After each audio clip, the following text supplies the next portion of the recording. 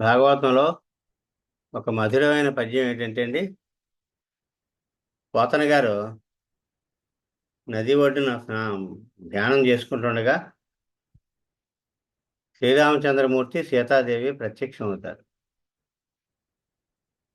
ఎలా ఉన్నారట కంటికి చూడడానికి ఒక మెరుపు తీగ పక్కన ఒక మేఘం ఉన్నట్టుగా ఉన్నారటండి. అలాగే ఒక చిరునవ్వు, వెన్నెల్లాంటి చిరునవ్వుతో నవ్వుతూ ఉన్నాడటండి ఆయన రామచంద్రమూర్తి. అలాగే ఆ ధనస్సుకున్న నారి ఇలాగా వీపుకి చుట్టుకుని ఒక పెద్ద మహావృక్షానికి ఒక తీగ చుట్టుకున్నట్టుగా ఉందటండి.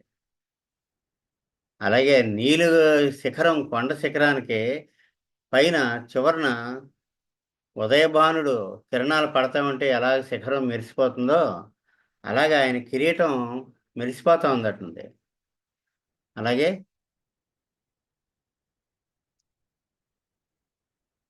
కమలాల్లాంటి కళ్ళు కలిగి ఉన్నాయట. పెద్ద ఛాతీ ఉండి మనకి అమ్మ మనకున్నాడు ఈయన, ఏం పర్వాలేదు అని ఒక భద్రత మనకి కల్పించేటట్టు ఉన్నాడటండి. రాజముఖ్యురక్కడుండి అన్నారండి. అంటే రాముడే అని అనకుండా ఆయన ఎవరో అన్నది మనకి ఆల్రెడీ తెలుసు కనుక నా కంటికి ఆయన కనపడ్డారు. చూడండి ఎంత మధురంగా ఉంటుందో పద్యం. మెరగు చెంగటనున్న మేఘంబు కైబడి నువిది చెంగటనుండ నొప్పువాడు చంద్రమండల సుధా సారంబు పోలిక ముఖమున జిరునవ్వు మలచువాడు వల్లీయుత తమాల వసుమతీజము భంగి బలువిల్లు మూపున బరగువాడు నీల నగాగ్ర సన్నిహిత భానుని భంగి ఘన కిరీటము తల గలుగువాడు పుండరీక యుగము బోలు కన్నులవాడు వెడద యురమవాడు విపుల భద్రమూర్తివాడు రాజముఖ్యుడొక్కరుండు నా కన్ను గవపు నెదర గానబడి. అంటే అది రాముని యొక్క, సీతారాముని యొక్క సాక్షాత్కారం తనకి ఎలాగైందో మనకి సాక్షాత్కరింపజేశారన్నమాట ఆయన. అది ఆయన అనుగ్రహం. అది అలాగే కృష్ణార్జునులు భీష్ముడిని చూడడానికి వెళ్తారండి యుద్ధంలోనే, సాయంత్రం యుద్ధం అయ్యాక. అప్పటికి ఆ భీష్మస్తుతి అని చాలా పవిత్రమైందండి, చాలా పవర్ఫుల్ అండి ఇది. అందులో ఒక పద్యం అనమాట ఇది. ఆ కృష్ణుడు ఎలా ఉన్నాడో, తన కంటికి ఎలా కనిపించాడో వర్ణిస్తారండి ఆయన భీష్ముల వారు. మూడు లోకాలను మోహింపజేసేటటువంటి నీలి కాంతి శరీరంలోంచి వెదజల్లుతూ ఉన్నదటండి, మెరిసిపోతూ ఉందటండి. అలాగే ఉదయం సూర్యోదయం గోల్డెన్ ఎల్లో కలర్లో ఉంటుందండి, బంగారం రంగులోను. అలాంటి బట్ట పైన కప్పుకున్నారట ఆయన, గోల్డెన్ ఎల్లో కలరు పైన వేసుకున్నారనమాట కృష్ణుడు. అలాగే ముంగురులు చెదిరిపోయి ఆ ముఖం చూడడానికి ఎంతో అతిసేవ్యం, అంటే ఎన్నిసార్లు చూసినా అలా చూద్దాం అనిపిస్తుందటండి. అలాగే అర్జునుడు కూడా ఉంటాడండి, ఎప్పుడు విజయం చేరాడు అర్జునుడు కూడా ఉంటాడండి. అంటే ఈ పద్యం అలాగా చదువుకుంటూ ఉంటే అలా లోపల సైకిల్ అవుతూ ఉంటుందండి. సైకిల్ అవుతూ ఉండి మనం ఈ లోకం మర్చిపోతాం అనమాట అండి. త్రిజగన్మోహన నీలకాంతితను ఉద్దీపింప ప్రాభాత నీరజబంధు ప్రభమైన చేలము పైన రంజిల్ల నీలాలక వృజి సంయుక్త ముఖారవింద మతిసేవ్యంబై విజృంభింప మా విజయం చేరడు వన్నెకాడు మదిని ఆవేశించు నెల్లపుడు. చేత అటువంటి కృష్ణ భగవానుడు మనకు ఆశీస్సులు కలగజేయుగాక. మనం ఇది ఇంకా బాగా నేర్చుకుని 10 మందికి మన ద్వారా 10 మందికి సేవ చేసే అవకాశాన్ని మాస్టర్ గారు మనకి ఇవ్వాలని కోరి ప్రార్థిస్తున్నాం. తర్వాత నెక్స్ట్ లెసన్లోకి వెళదామండి.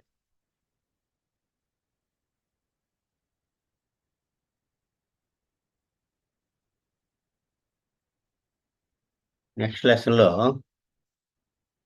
మనం ఏంటంటే అర్గన అని చెప్పుకుంటున్నామండి. హనుమాన్ గారు హోమియోపతి వైద్య విధానాన్ని ఎలా కనుగొన్నారో మనం నిన్న క్లాస్లో చెప్పుకున్నాం.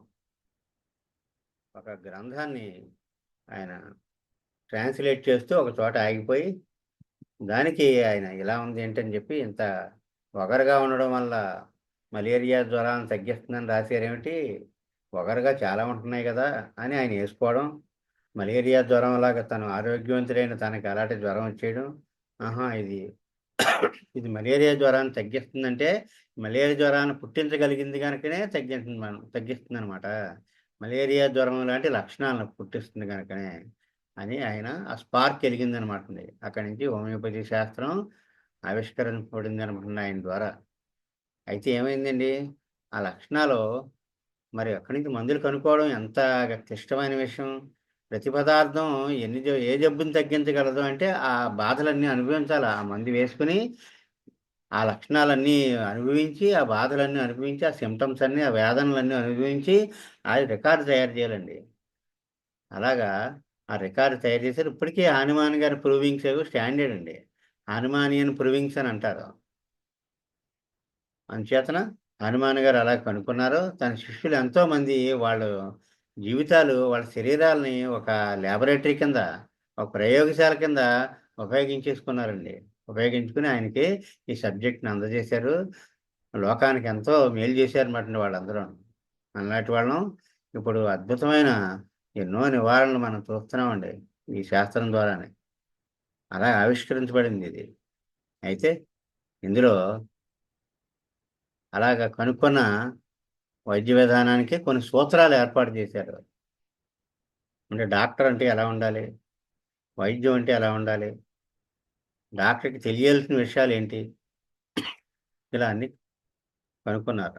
అని ఏర్పాటు చేశారు అవన్నీ. ఆ సూత్రాలనితో ఉన్న గ్రంథమే ఆర్గనాన్. ఈ ఆర్గనాను చదువుకున్న తర్వాతనే ఈ వైద్యం గురించి తెలుసుకోవాలండి. అంచేత ఆర్గనాన్ మనం నిన్న కొంతవరకు చదువుకున్నాం మనం. మళ్ళీ చూద్దాం. ఇందులో ఆర్గనాన్‌లో మొత్తం 200 చూడండి. 291 ఎఫారిజమ్స్ ఉంటాయండి సూత్రాలు. అందులో మనం కొన్ని నిన్న తెలుసుకున్నాం. తరుణు వ్యాధుల్లో అప్పటి కారణాలు తెలుసుకోవాలి. దీర్ఘవ్యాధుల్లో లోపల శరీరతత్వాన్ని స్టడీ చేయాలి. అందులో మయాజమ్స్ ఉంటాయి వాళ్ళకి. అంటే కా అన్ని రోగాలకి కారణమైన అసలు రోగం, అసలు ఆహ్, తత్వ సంబంధమైన డిఫెక్ట్ లోపలుంటది. దాన్ని మయాజం అంటారు. ఆ మయాజం తెలుసుకొని దానికి మందిస్తే వ్యాధి పూర్తిగా శాశ్వతంగా నివారణ అవుతుంది అని చెప్తున్నారన్నమాట. తర్వాత ఈ జబ్బుకి అస్తిత్వం లేదు. కేవలం ఆరోగ్యానికి అస్తిత్వం ఉంది. ఆరోగ్యంలో వచ్చిన మార్పే అనారోగ్యం. ఆ మార్పు మళ్ళీ సరిజేయబడితే ఆరోగ్యం చేకూరుతుంది. అయితే ఎలాగ ఆరోగ్యం చేకూరుతుందంటే లక్షణాల ద్వారా మాత్రమే మనం వ్యాధిని కనుక్కోగలం. అందుచేత లక్షణాలే ఇక్కడ ముఖ్యమండి. చాలా సులువు కూడానండి. ఎన్నో మిషనరీ ద్వారా ఆ రిపోర్ట్‌లన్నీ చూసి మందివ్వడం కంటే, ఆ వ్యక్తి నాకు ఈ బాధుంది. నేను ఇంత ఇబ్బంది పడుతున్నాను. నా పరిస్థితి ఇదే అని అతను చెప్పుకుంటుంటే, మనం విని మందివ్వడం అంటే ఎంత సులువండిది వైద్యం. పేషెంటే తన మందుని నిర్ణయించగలుగుతున్నాడిక్కడ. మిషన్‌లు కాదు. అందుచేత సెవెంత్ ఎఫారిజం చూడండి. ఎందుకంటే ఇవి ఎఫారిజమ్స్ కొంచెం మనకి మ్యాథమెటిక్స్ అన్ని సబ్జెక్టుల కంటే మ్యాథమెటిక్స్ బుర్ర కొంచెం దృష్టి పెట్టి, శ్రద్ధ పెట్టి ఎలాగైతే చదువుకోవాలో అలాగా. లేకపోతే ఆర్గాన్ గురించి మేము మాట్లాడకపోతే హోమియోపతి వైద్యం గురించి మనం ఎంత చెప్పినా ఏమి తెలియనట్టే ఉంటదండి. అందుచేత ఈ సెవెంత్ ఎఫారిజంలో లక్షణాల ద్వారా మాత్రమే వ్యాధిని తెలుసుకోగలం. ఆ ఆ లక్షణాలు గూడా టోటాలిటీ ఆఫ్ సింప్టమ్స్ అంటారు.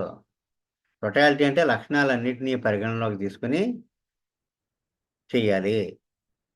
అంచేత లక్షణాలే లోపలుండే తేడాకి బయటి ఇమేజ్ వ్యాధి యొక్క ఔటర్ ఇమేజ్. ఇగో లోపల ఉన్నది ఇదబ్బాయి అని బయటికి మనకి ఓపెన్ చేసి చూపిస్తుంది. లక్షణాల రూపంలోను. దాన్ని బట్టి ఈ మందెయ్యనాకని పేషెంటే మందడుగుతున్నాడక్కడ.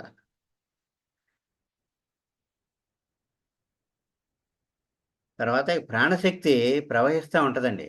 ఆ ప్రాణశక్తిని వ్యాధి ఏం చేస్తదంటే వెళ్లి డిస్టర్బ్ చేస్తది. అంచేత డిస్టర్బ్డ్ వైటల్ ఫోర్స్ మనలో ఉండే ప్రాణశక్తి ప్రవాహం బావుంటే హాయిగా తినే ఫుడ్ మంచి రుచికరంగా ఉంటుంది, నీళ్లు బాగుంటాయి, అంతా హాయిగా ఉంటుంది. కానీ ఈ ప్రాణశక్తి ఎప్పుడైతే డిస్టర్బ్ అయిందో మంచినీళ్ళు చేదుగా ఉండడం మొదలెడతాయి, కడుపులో నొప్పి రావడం మొదలెడతాయి, నడిస్తే కాళ్ళు పీకులు మొదలెడతాయి. కాస్త శ్రమ పడితే ఒళ్ళంతా నీరైపోయి చెమట పట్టేయడం మొదలవుతుంది. ఆ ప్రాణ ప్రవాహంలో ఉండే ఆ డిస్టర్బెన్స్ వల్ల వ్యాధి వస్తుందన్నమాటండి.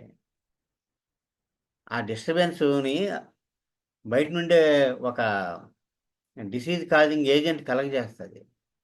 అది భౌతికంగా డిస్టర్బ్ చేయదండి. ప్రాణశక్తి మీద ప్రభావం చూపిస్తది. ప్రాణశక్తి అనేది ఒక చైతన్యం. మనలో ప్రవహించే చైతన్యం అది. ఎనర్జీ. ఆ ఛానల్స్‌ని అది డిస్టర్బ్ చేస్తది. అంటే వ్యాధి గూడా అక్కడ డైనమిక్‌గానే ప్రవేశించదే. భౌతికం కాదు వ్యాధి. అంటే మీద ఒక పుండు ఏర్పడిందంటే ఆ పుండుని ఆహ్, ఆహ్, ఆ పుండు దగ్గరే డిస్టర్బెన్స్ లేదండి. లోపల తత్వంలో తేడా వచ్చాక తేడా వచ్చింది. పుండొచ్చిందనమాట మనకి. ఆ తత్వంలో తేడా ఏమిటంటే, వ్యాధి డైనమిక్‌గా ప్రవేశించింది. ప్రవేశించి వైటల్ ఫోర్స్‌ని డిస్టర్బ్ చేసింది. ఆ వైటల్ ఫోర్స్ డిస్టర్బ్ అయిపోయి ట్యూనింగ్ దెబ్బతింది. దెబ్బతిన్న తర్వాత ఇలా పుండుల్లాగా అల్సర్స్, కంతులు, కాయలు ఇవన్నీ డెవలప్ అయిపోయినాయి. మళ్ళీ మందు ఏం చేయాలంటే, ఆ వైటల్ ఫోర్స్ మీద పనిచేయాలండి. ఆ ట్యూనింగ్ దెబ్బతిన్న వైటల్ ఫోర్స్‌ని మళ్ళీ చానలైజ్ చేయాలి. కరెక్ట్‌గా పెట్టాలి. రైట్ లెవెల్‌లో పెట్టాలండి. పెట్టలేక మళ్ళీ ఇవి కంతులు, కాయలన్నీ మాయమైపోతాయి. అంచేత ఎప్పుడు గూడా వ్యాధి డైనమిక్‌గానే లోపలికి ప్రవేశిస్తుంది. వైటల్ ఫోర్స్‌ని డిస్టర్బ్ చేస్తుంది. మందు గూడా డైనమిక్‌గానే పనిచేసి, ఆ వ్యాధిని నివారణ చేయాలన్నమాటండి. అంచేతనే ఇక్కడ పొటెన్సీలుంటాయి. 30, 200, 1 10 అలాగా. అవన్నీ డైనమిక్ మెడిసిన్స్ అయి. అందులో పదార్థం ఉండదండి. పదార్థం యొక్క ఆ డైనమిక్ ప్రాపర్టీస్ ఉంటాయి. ఇక ఆర్గనాను ఒక అవుట్‌లైన్స్ మనకు తెలియాలన్నమాట. 291 ఎఫారిజములున్నాయి. అందులో మెయిన్‌గా మనం ఈ వైద్యానికి సంబంధించిన ఎఫారిజమ్స్ ఏమున్నాయి అనేది మనం తెలుసుకోవాలన్నమాట. ఇక ప్రాణశక్తి మనలో ప్రవహిస్తదని చెప్పుకున్నామండి. మనం జీవించి ఉండడానికి కారణం ప్రాణశక్తే. ఆ ప్రాణ ప్రవాహం చక్కగా ఉన్నప్పుడు ఆరోగ్యం అంటాం. అది నేచురల్ స్టేట్ అది. ప్రాణ ప్రవాహంలో తేడా వచ్చినప్పుడు ట్యూనింగ్ దెబ్బతింటది. అంటే డిస్టర్బ్ అవుద్ది ఆ ప్రవాహం. డిస్టర్బ్ అయినప్పుడు అనారోగ్యానికి గురవుతాం. అనారోగ్యం గురైనప్పుడే వికారాలు, వేదనలు అన్నీ సింప్టమ్స్, బాధలు అన్నీ పుట్టుకొస్తాయన్నమాటండి. అంచేత వైటల్ ఫోర్స్ ఎఫారిజం 9-18 అండి. వైటల్ ఫోర్స్ గురించి ఎక్స్‌ప్లెయిన్ చేశారు. అలాగే హోమియో ఔషధం ప్రాణశక్తి ప్రవాహాన్ని మరీ సరిచేసి ఆరోగ్యాన్ని చేకూరుస్తది. డైరెక్ట్‌గా శరీరం మీద పనిచేయదండి. ప్రాణ ప్రవాహం మీద పనిచేస్తది హోమియోపతి ఔషధం. ఎందుకంటే ఔషధంలో పదార్థం ఉండదు. పదార్థం డైల్యూట్ అయిపోద్ది. డైల్యూట్ అయిపోయి దాన్ని డైల్యూషన్. అలాగే ఇలా కుదుపుతారు, బాగా షేక్ చేస్తారు. కుదిపితే సక్కషన్. అలాగే నూరతారు. ట్రైచ్యురేషన్. అలా నూరటం వల్ల అలాగా షుగర్ ఆఫ్ మిల్క్ వేసి అలా నూరుతా ఉంటారు. అలాగే ఆల్కహాల్ కలుపుతూ కుదుపుతా ఉంటారు. అలా డైల్యూట్ అయిపోద్దండి. అలా డైల్యూట్ అయిపోయి అందులో ఉండే మెటీరియల్ ఉండదింక. మెటీరియల్ కాకుండా ఔషధ గుణాలుంటాయండి. అంచేత యాక్చువల్‌గా ఆహ్, 24 తర్వాత పదార్థం ఉండదు. మిషన్‌కి దొరకదింక. ఇందులో యారమ్మటి అంటే గోల్డ్ బంగారం. బంగారం మనం చూద్దామంటే యారమ్మటి 30లో గోల్డ్ పదార్థం ఉండదండి. బంగారం యొక్క ఔషధ గుణాలుంటాయి. అలాగే హైపరికం 30లో పదార్థం ఉండదు. డైల్యూట్ అయిపోద్దది. డైల్యూట్ అయిపోయే కొద్దీ పవర్ తగ్గిపోవాలనుకుంటాం. కానీ ఏం చేస్తున్నారంటే, అక్కడ మరి యాటమ్ బాంబులో యాటమ్ ఎంత సూక్ష్మాతి సూక్ష్మమండి. కొన్ని దేశాలనే ఎగరగొట్టేస్తది. అలాంటిదే ఇక్కడ గూడాని. ఆ అణువులో ఉండే ఎనర్జీ ఇక్కడ ఉపయోగపడుతుందనమాటండి. ఇది ఇప్పుడు ఒక మాస్టారు గ్యాస్ సిలిండరు కాలు మీద ఏసేసుకున్నారు. కాలు నలిగింది. నలిగితిలోకి నరం ఇలా పైకి లాగేస్తుంది. నెర్వ్ ఇంజ్యూరీ గదండీ! సెన్సిటివ్ నెర్వ్స్ ఇంజ్యూరీ అయితే హైపర్‌కెమ్ వేస్తాం. హైపర్కం 200 వేస్తే ఒక పావుగంట తగ్గిందండి. మళ్ళీ ఫోన్ చేసేసారు. నాకు చాలా సలుపొచ్చేస్తుందండి అన్నారు. హైపర్కం 1 అంటే 1000 పవర్‌లో వేసాం. వేసేసరికి ఒక 5 మినిట్స్‌లో తగ్గిపోయింది. మళ్ళీ ఇంక అసల ఆ నొప్పే లేదు. ఆ ప్రాబ్లమే లేదు. అన్నం 1000 పవర్‌లో అసలు పదార్థం ఏముంటదండి? పదార్థం ఏముండదు. కానీ ఆ సక్కషన్ కుదిపే కొద్దీ పవర్ పెరిగిపోతా ఉంటది. అంచేత అత్యంతమైన పవర్‌ఫుల్ ఔషధాలండి హోమియోపతి ఔషధాలంటే డైనమిక్. అంచేత 9-18 వైటల్ ఫోర్స్ మీరేదైనా పేపర్ తీసుకొని ఈ 9-18 వైటల్ ఫోర్స్ గురించి చెప్పారు ఎఫారిజమ్స్ అని ఎక్కడ మీరు మాట్లాడినా వైటల్ ఫోర్స్ 9-8 ఎఫారిజమ్స్‌లో ఉన్నాయి అని చెప్తేనే మీకు హోమియోపతి తెలుసని అర్థమవుతుందండి అందరికని. 16లో ఏముందో చూడండి. Dynamic influences only can cause and cure disease. అంటే భౌతికంగా వ్యాధి లోపలికి ప్రవేశించదండి. ఎనర్జీ లెవెల్‌లో ఎంటర్ అవుద్ది లోపలికి. అలాగే చైతన్యం లెవెల్‌లో ఎంటర్ అవుద్ది. ఎంటర్ అయ్యి మన వైటల్ ఫోర్స్‌ని డిస్టర్బ్ చేస్తది. మంచి ట్యూనింగ్‌గా బ్యాలెన్స్‌డ్‌గా ఉన్న వైటల్ ఫోర్స్‌ని అన్‌ట్యూన్ చేసేస్తది.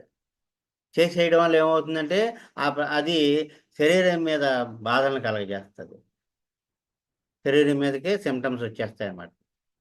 మళ్ళీ మందు సిమిలర్ మెడిసిన్ ఏస్తే సేమ్ అవే బాధలను పుట్టించే మందేస్తే అంటే సిమిలియా సిమిలిబస్ క్యురెంటర్. అంటే ఎటువంటి బాధలున్నాయో వ్యాధికి అటువంటి బాధలను పుట్టించే మందు వేస్తే క్యూర్ అయిపోద్ది. సిమిలియా సిమిలిబస్ క్యూరెంటర్. అది హోమియోపతిలో మూల సిద్ధాంతం అది. అంచేత వ్యాధి కూడా డైనమిక్‌గానే పనిచేస్తది. అలాగే అంచేత వ్యాధిని కలిగించే బాహ్య కారకాలు కూడా డైనమిక్‌గానే వైటల్ ఫోర్స్ మీద ప్రభావం చూపిస్తాయండి. చూపించి జబ్బు చేస్తది. వ్యాధి ప్రవేశించేది భౌతికంగా కాదు. డైనమిక్‌గానే ప్రభావం చూపిస్తదని మనం మరీ మరీ గుర్తుపెట్టుకోవాలండి. అంచేత భౌతికంగా పదార్థం స్థాయిలోంచి మన ఆలోచన విధానం ఇంకా లోపలికెళ్ళాలండి. వైటల్ స్థాయిలోకెళ్ళాలి. మెంటల్ స్థాయిలోకెళ్ళాలి. పదార్థం మీద ఎక్కువ ఆధారపడకూడదండి. అంచేతే వాళ్ళు టెస్టులు రిపోర్ట్‌లవి చేయించుకొని, స్కానింగులు అవి ఇవి చేయించుకొనొస్తారు.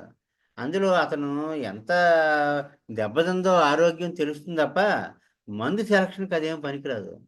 అంచేత ఫైల్స్ ఇలా ముందు పెట్టిన వెంటనే మనం ఏం చేయాలంటే తీసుకొని పక్కనెట్టుకోవాలి. నేను ఆఖరిన చూస్తాను అబ్బాయి అని చెప్పాలన్నమాట. ముందే ఆ ఫైల్స్ తిరగేసామో ఇంకా పేషెంట్ దూరం అయిపోతాడు. ఆ కాగితాలు మిగులుతాయి అంతే మనకి. చాలా ఇబ్బంది పడిపోతామండి. మన మైండ్ గూడా పేషెంట్ అబ్జర్వేషన్ నుంచి దూరం అయిపోద్ది. అసలు మనం ఆ లోపలికి ఎంటర్ అవుతుంటేనే ఎలా ఎంటర్ అవుతున్నాడన్నది గమనించాలండి. తర్వాత ఎఫారజం 29 ఏమిటంటే డైనమిక్ లెవెల్‌లోనే శక్తి స్థాయిలోనే సిమిలర్ ఔషధం వ్యాధిపై బలంగా పనిచేసి నివారణ చేస్తుంది.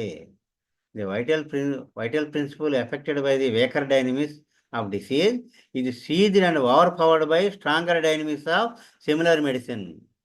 అంచేత ఆ వ్యాధి ఈ యొక్క శక్తి స్థాయి కంటే మనం వేసే మందు శక్తి స్థాయి హెచ్చు స్థాయిలో మందు వేస్తాం. వేస్తులోకి ఆ వ్యాధి నయమైపోద్ది. మళ్ళీ వైటల్ ఫోర్సు అన్‌ట్యూన్డ్‌గా బ్యాలెన్స్ తప్పిందల్లా మళ్ళీ బ్యాలెన్స్‌లోకి వచ్చేస్తారన్నమాటండి. ఇక చూసారండి ఇది ఎఫారమ్ 31 వ్యాధి అందరిని ఏం చేయలేదటండి. అన్‌కండిషనల్‌గా ప్రతివాడిని ఇన్ఫెక్ట్ చేసేయలేదు.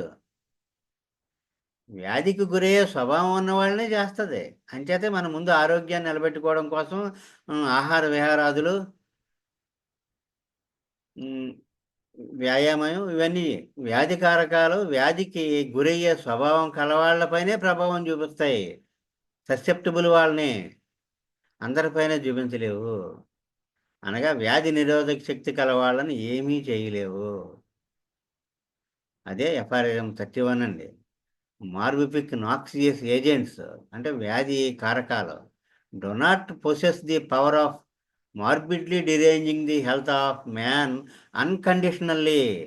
ఇష్టం వచ్చినట్టుగా ఎవరిని పడితే వాళ్ళ మీదకి వచ్చేలేవు అవి. ఎవడైతే దొరికిపోతాడో ఆ దొరికిపోయే వీక్ పాయింట్ ఉన్న వాళ్ళ దగ్గరే అది ఎంటర్ అవుతుంది అనమాట అండి. ఇద్దరు ఫ్రెండ్స్ పార్కులోకి వెళ్ళి అక్కడ చండాల మీద కూర్చొని వచ్చారు. ఒకడు బాగానే ఉన్నాడు. ఒక రాత్రి కాడ ఇంకా చలి కుదుపుతో వీడికి జ్వరం వచ్చేసింది అంతే. రెండోడు మామూలుగా ఆఫీస్‌కెళ్ళిపోయాడు. అంటే ఇద్దరిని ఏం చేయలేకపోయింది, ఒక్కడనే చేయగలిగింది అది. వ్యాధి నిరోధక శక్తి లేనివాడే చేయగలిగింది. అదే అంచేత ససెప్టిబిలిటీ ఉన్నవాడిని పట్టుకుంటుంది వ్యాధి, రెసిస్టెన్స్ ఉన్నవాడిని ఏమీ చేయలేదు అని FRM 31. తర్వాత FRM 84 to 104 కేస్ టేకింగ్ అండి. మనం కేస్ టేకింగ్ విడిగా మనం క్లాసులు చెప్పుకుంటాం మనం. అయితే కేస్ టేకింగ్ ఏ ఎఫారిజమ్స్లో ఉన్నది అంటే FRM 84 నుంచి 104 వరకు అన్ని guidelines for case taking. Case taking అన్నదానికంటే కూడా కేసు రిసీవింగ్ అండి యాక్చువల్గా చెప్పాలంటే. అతని దగ్గర నుంచి మనం ఆ కేసు తీసుకుంటాం అనమాట అండి. తర్వాత FRM 84 to 104 అయిందని కేస్ టేకింగ్, FRM 84 to 104 అని గుర్తుపెట్టుకోవాలి మనం. తర్వాత 153 FRM చూడండి. హోమియోపతిక్లో స్పెసిఫిక్గా మందు, స్పెసిఫిక్ అంటే తగ్గి తీరుతుంది అనమాట అండి. అలాంటి మందు ఎలా పట్టుకోవాలి, ఎలా పట్టుకోవాలండి? సెలక్షన్ బై క్యారెక్టరిస్టిక్ సిమ్టమ్స్, అంటే kind of symptoms to select for choosing A remedy. ఏంటంటే మోర్ స్ట్రైకింగ్, ప్రముఖంగా ఉండాలి అవి, సింగులర్గా ఉండాలి, ఎక్కడా లేనివి, అరుదుగా ఉండాలి, అసాధారణంగా ఉండాలి, వింతగా ఉండాలి. ఏంటి వెరైటీగా ఉందటి అనుకుంటామండి మనం. స్ట్రైకింగ్గా ఉండాలి, ఎక్కడా లేని సింగులర్గా ఉండాలి, అసాధారణంగా ఉండాలి, వింతగా ఉండాలి. ఇవన్నీ దొరుకుతాయండి. ఇవి ఇవి దొరికితే ఇంకా మందు ఇండికేట్ అయిపోతుందండి, తగ్గిపోతుంది, అతనికి వ్యాధి తగ్గిపోద్ది. ఇవి పట్టుకోవడం తెలియాలి మనకి. అంటే అర్థం ఏంటంటే చూడండి, ఆకలి మామూలు సింపుల్గా కామన్ లక్షణాలు ఉంటాయండి కొన్ని. ఆకలి లేదని, నిద్ర పట్టలేదని, తలనొప్పని, నీరసంగా ఉందని, ఏదో ఇబ్బందిగా ఉందండి, ఇవన్నీ సాధారణ లక్షణాలు. ఇలాంటి వాటికి ఏమీ ప్రాధాన్యత లేదు. ఈ లక్షణాలకి ప్రత్యేకత పొందినప్పుడు ఇవి ప్రత్యేకతను పొందాలండి. అప్పుడు వీటి కింద మారతాయి. అప్పుడు స్ట్రైకింగ్, సింగులర్, అన్కామన్, పెక్యూలియర్, వీటిని క్యారెక్టరిస్టిక్ సిమ్టమ్స్ అంటారు. SRP, స్ట్రేంజ్, రేర్, పెక్యులర్ ఆ సిమ్టమ్స్ అవుతాయి అనమాట అండి అవి. అలాగ అలాంటి వాటిని పట్టుకున్నప్పుడే మనం మందు చేయగలం. అదే స్పెసిఫిక్ రెమెడీ. అంటే చూడండి, మన ఆ స్పెసిఫిక్ రెమెడీ ఎలా వస్తుందండి? నాకు తలనొప్పిగా ఉంది అని వచ్చాడు, దానికి ఏం మందు లేదు మరి. తలనొప్పి మందులు అంటే మామూలుగా అయితే తలనొప్పికి మందులని ట్యాబ్లెట్లు, ఏదో 4-5 రకాల ట్యాబ్లెట్లు అందరికీ ఒకటే రకం వాడేస్తాం. మనకు అలా కుదరదు అది. వ్యాధికి మందు లేదు, వ్యాధి కలవాడికి మందు ఉంది, పేషెంట్కి మందు ఉంది. అంచేత తలనొప్పి అని వచ్చారు. వస్తే ఇక్కడ చూడండి, మనకి ప్రత్యేకత ఎలా వస్తుందండి ఈ సిమ్టమ్స్లో? స్ట్రైకింగ్, సింగులర్, అన్కామన్, పెక్యులర్ లక్షణాన్ని ఎలా పట్టుకుంటాం చూడండి. ఇక్కడ ఎలా పట్టుకుంటే తలనొప్పి వచ్చింది, ఏమని రాసినామంటే ఇక్కడ ఎప్పుడు, ఎక్కడ, ఎలా, ఎందుకు, వీటిలోంచి మనం లాక్కు రాగలం అన్నమాట. అసలు ఒరిజినల్ మనిషిని పట్టుకోగలం. ఏమండి? When, where, how, why. తలనొప్పి వస్తుంది అన్నాడు, ఎప్పుడు వస్తుంది అన్నాం కదండి. ఎప్పుడు వస్తుందంటే మధ్యాహ్నం చేసి వస్తుందండి. అప్పుడే ఒక 10 మందిలో నేనంటే నేను రెడీ అయిపోయి అప్పుడే. ఎక్కడ వస్తుంది నీకు, ఎక్కడ వస్తుంది ఏంటండి? ఈ మధ్యాహ్నం చేసి వస్తుందండి, ఇలా ఎడం పక్క ఇదంతా కన్ను, ఇదంతా లాగేస్తుందండి, బుధం దాకా లాగేస్తుంది. ఎక్కడ కూడా వచ్చేసిందండి, మధ్యాహ్నం వస్తుంది, ఎడం పక్క వస్తుంది. హౌ, ఎలా వస్తుంది? ఎలా వస్తుందంటే దిగ్గు దిగ్గు దిగ్గు పొడిచేస్తుందండి బాబు. ఎందుకు వస్తుంది? ఎందుకు వస్తుందంటే ఎండలోకి వెళ్తే వస్తుంది. అయిపోయింది, అప్పుడే పేషెంట్ వచ్చాడు మనకి. ఇక్కడ ఎంత హోమియోపతి యొక్క, ఇక్కడ చూడండి, స్పెసిఫిక్ రెమెడీ ఎలా వస్తుందండి? హోమియోపతిక్ స్పెసిఫిక్ రెమెడీ అంటే సరిగ్గా కరెక్ట్ మెడిసిన్ అనమాట అండి. ఆ కరెక్ట్ మెడిసిన్ రావాలంటే మనకి ఎలా వస్తుందండి? ఈ ప్రశ్నల వల్ల వస్తుంది. ఒట్టి తలనొప్పి, నీరసం, ఇబ్బంది, నిద్ర లేకపోవడం, ఆకలి లేకపోవడం అవేం కాదు. వాటికి క్వాలిఫికేషన్ తగిలించాలి మీరు. ఎలా తగిలించాలండి? ఎప్పుడు, ఎక్కడ, ఎలా, ఎందుకు అన్న క్వాలిఫికేషన్ తగిలించాలి. వచ్చేసిన డ్రగ్ అంతే. మధ్యాహ్నం వస్తుంది, ఎప్పుడంటే ఎప్పుడు వస్తుందంటే మధ్యాహ్నం వస్తుంది. ఎక్కడ వస్తుందంటే ఇంకో ఎడం పక్క అంతా లాగేస్తుంది, కన్ను అంతా లాగేస్తుంది, మెడ అంతా లాగేస్తుంది.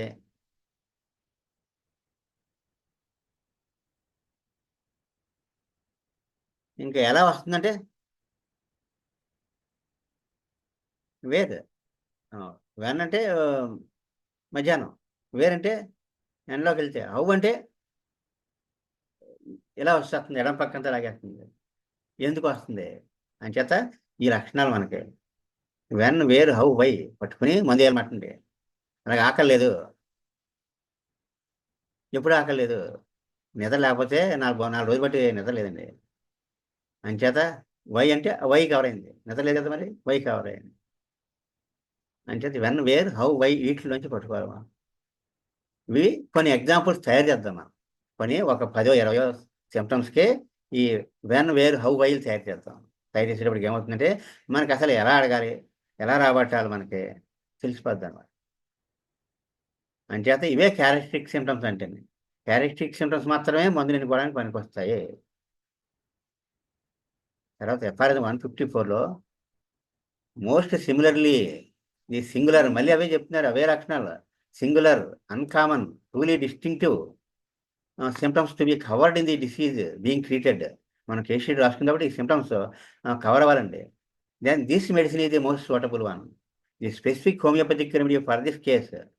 అదేం చేయాలంటే 1 డోసు, ఒక డోసు వేయాలి. సింగిల్ డోసు వేయమని ఇందులో ఉంది, ఎఫ్ఆర్ఎస్ 154లో ఉంది. 1 dose of it will usually remove and extinguish a fairly recent disease. ఒక డోసు సరిపోద్ది, అప్పుడే వచ్చింది అయితేనే, with no significant ill effects. అసలు సైడ్ ఎఫెక్ట్స్ ఏ ఉండవు, ఒక డోసు ఎక్కితే సరిపోద్ది. కానీ లక్షణాలు మాత్రమే తీసుకోవాలి. 155లో మోస్ట్ సూటబుల్ హోమియోపతిక్ రెమెడీ వాడినప్పుడు జెంటిల్ క్యూరేటివ్ యాక్షన్ జరిగి వ్యాధి తగ్గిపోద్ది, స్మూత్గా తగ్గిపోద్ది అనమాట. అయితే ఇక్కడ ఒకటి రాశాను నేను, అది మనం తర్వాత డిస్కస్ చేద్దాం. అయితే హోమియోపతికి అగ్రవేషన్ అంటే ఏమిటి? ఎక్యూట్ డిసీజెస్లో కొంచెం తలనొప్పి ఉంది, కొంచెం ఒక ఫస్ట్ అవర్ కొంచెం ఎక్కువ అవుద్ది, లేకపోతే ఫస్ట్ 2-3 గంటలు ఎక్కువ అవుద్ది. అదే ఎందుకు ఎక్కువ అవుద్ది అంటే పొటెన్సీ తక్కువ అయితేనే, 2 లార్జ్ డోస్ అయితేనే. This aggravation is so similar to the original disease. ఎలా ఉంటుందంటే మన వ్యాధి బాధలు ఏమున్నాయి, ఆ బాధలు ఎక్కువ అవుతాయి. పేషెంట్ ఏమనుకుంటారంటే మనకి కంప్లైంట్ ఎక్కువైపోయింది అనుకుంటాడు, కానీ మందు ప్రభావాలు ఎక్కువ అవుతాయండి. కరెక్ట్ పొటెన్సీ కంటే తక్కువ పడితే అలా ఉంటుంది. పడవలసిన పొటెన్సీ కంటే లార్జ్ డోస్ అన్నారు, లార్జ్ డోస్ అంటే తక్కువ పవర్, స్మాల్ డోస్ అంటే ఎక్కువ పవర్. స్మాల్ అంటే మరి సూక్ష్మీకరిస్తారు కదండి, అని చేతనమాట. In fact it is highly similar medicinal disease. అలాగని ఎక్కువైతే కరెక్ట్ మెడిసిన్ పడింది అనమాట అండి. అలా ఎక్కువైతే ఒక 2-3 రోజులు వదిలేయండి, దాని అంతటా అది తగ్గిపోయి వ్యాధి కూడా పూర్తిగా తగ్గిపోద్ది. అలాగే homeopathic aggravation chronic diseases at the end, ఆఖరిని ఏమిటంటే మెడిసిన్ డోసులు పడ్డాక వ్యాధి తగ్గిపోయి ఆ మెడిసిన్ యొక్క ఎఫెక్ట్ ఉండిపోద్దండి. అది కూడా సిమిలరే కనుక ఆ వ్యాధి లక్షణాలే ఉంటాయి, కానీ డాక్టర్కి తెలిసిపోద్దండి ఇది వ్యాధి పూర్తిగా తగ్గిపోయింది. ఎందుకంటే పేషెంట్ బెటర్, సిమ్టమ్స్ బాధలు ఉన్నాయి తప్ప పేషెంట్ నిద్ర బాగా పట్టడం, హ్యాపీగా ఉండడం, బాగుందనే సెన్స్ ఆఫ్ వెల్ బీయింగ్ ఉండడం, ఇలాంటివి ఉంటాయి. వ్యాధి తగ్గిపోయిందని తెలిసిపోద్ది డాక్టర్కి. మరి ఈ అగ్రవేషన్ ఇంకా బాధలేంటి అంటే మనం వాడిన మందులు ప్రభావం ఇంకా లోపల ఉంటుంది. అది కేవలం ఆ ప్రభావాన్ని homoeopathic aggravation at the end అంటారు. అదే ఒక 15 రోజులు 20 రోజులు నెల వదిలేట్లోకి ఆటోమేటిక్గా అది కూడా ఆ లక్షణాలన్నీ పోయి పూర్తి ఆరోగ్యం చేకూరుతుంది అనమాట. అంటే ఇక్కడ ఎఫ్ఆర్ఎస్ 164లో క్యారెక్టరిస్టిక్ సిమ్టమ్స్ కొన్ని అయితే సరిపోద్దండి, కనీసం 3 ఉండాలన్నారు. లేకపోతే ఏదో ఒక కీ నోట్ పట్టుకుని వెళ్లకుండా ఒక 2-3 మెయిన్ పాయింట్స్ పట్టుకుని వెళ్ళాలన్నమాట అండి, ఎంట్రీ పాయింట్స్. అవి కూడా జనరల్స్ మెంటల్స్కి ఆపోజిట్గా ఉండకూడదు. అంటే శరీరం అంతటికి సంబంధించిన ఆడికి చలిగాలి అస్సలు పడదు. మందుకేమో ఎలా ఉంటుందంటే వేడి పడని మందు అనుకోండి, ఇది ఎపిస్ మందులో వేడి అస్సలు పడదు. రూస్టాక్స్లోనేమో చలి అసలు పడదు, అయితే హెపార్సలకు చలి అసలు పడదు. అలాగా ఆపోజిట్గా వ్యక్తి మొత్తానికి ఆపోజిట్గా ఉండే లక్షణాలు సెలెక్ట్ చేయకుండా కీనోట్ ఒక 2-3 మెయిన్ పాయింట్స్ తీసుకోవాలన్నమాట. దాన్ని ఏమంటారంటే ఆ మెయిన్ పాయింట్ని క్యారెక్టరిస్టిక్ సిమ్టమ్స్. అవే మనం అనుకున్నాం కదా ముందు, సింగులర్, రేర్, పెక్యులియర్, ఇవి ఈ లక్షణాలు తీసుకుని మనం మందు చేయాలన్నమాట. అని చెప్తా, ఇలా అయితేనే తగ్గుతుంది. క్యూర్ హ్యాపెన్స్ ఓన్లీ, ఇలా అయితేనే తగ్గుతుంది. when medicine chosen is exactly similar to the distinctive, characteristic, peculiar, uncommon symptoms. Uncommon అంటే ఏంటంటే ఈ జబ్బు ఇది అని గుర్తుపట్టే లక్షణాలు కొన్ని ఉంటాయండి, ఆ డిసీజ్ డయాగ్నోసిస్ లక్షణాలు, వాటిని పక్కనెట్టారండి. మేష్ గారు వాటిని ఫాల్స్ సిమ్టమ్స్ అన్నారు. ఆ ఎలాంటి పరిస్థితులు వస్తుంది, తనకు బాధ ఎలా ఉంది, ఈ ప్రత్యేకతలు తీసుకోవాలన్నమాట అండి. అవి మన కేస్ షీట్‌లో ఆటిని బట్టే మందు సెలెక్ట్ చేస్తామండి. అక్కడ వ్యక్తిని పట్టించుకుంటాం తప్ప, అతని యొక్క వ్యాధి, అతని రిపోర్ట్‌లు అవన్నీ పక్కన పెట్టేస్తామండి. ఒక్కొక్కళ్ళకి ఒక్కో సెన్సేషన్ ఉంటది. ఆ సెన్సేషను, ఆ ఫీలింగు అవే ఇంపార్టెంట్ అండి.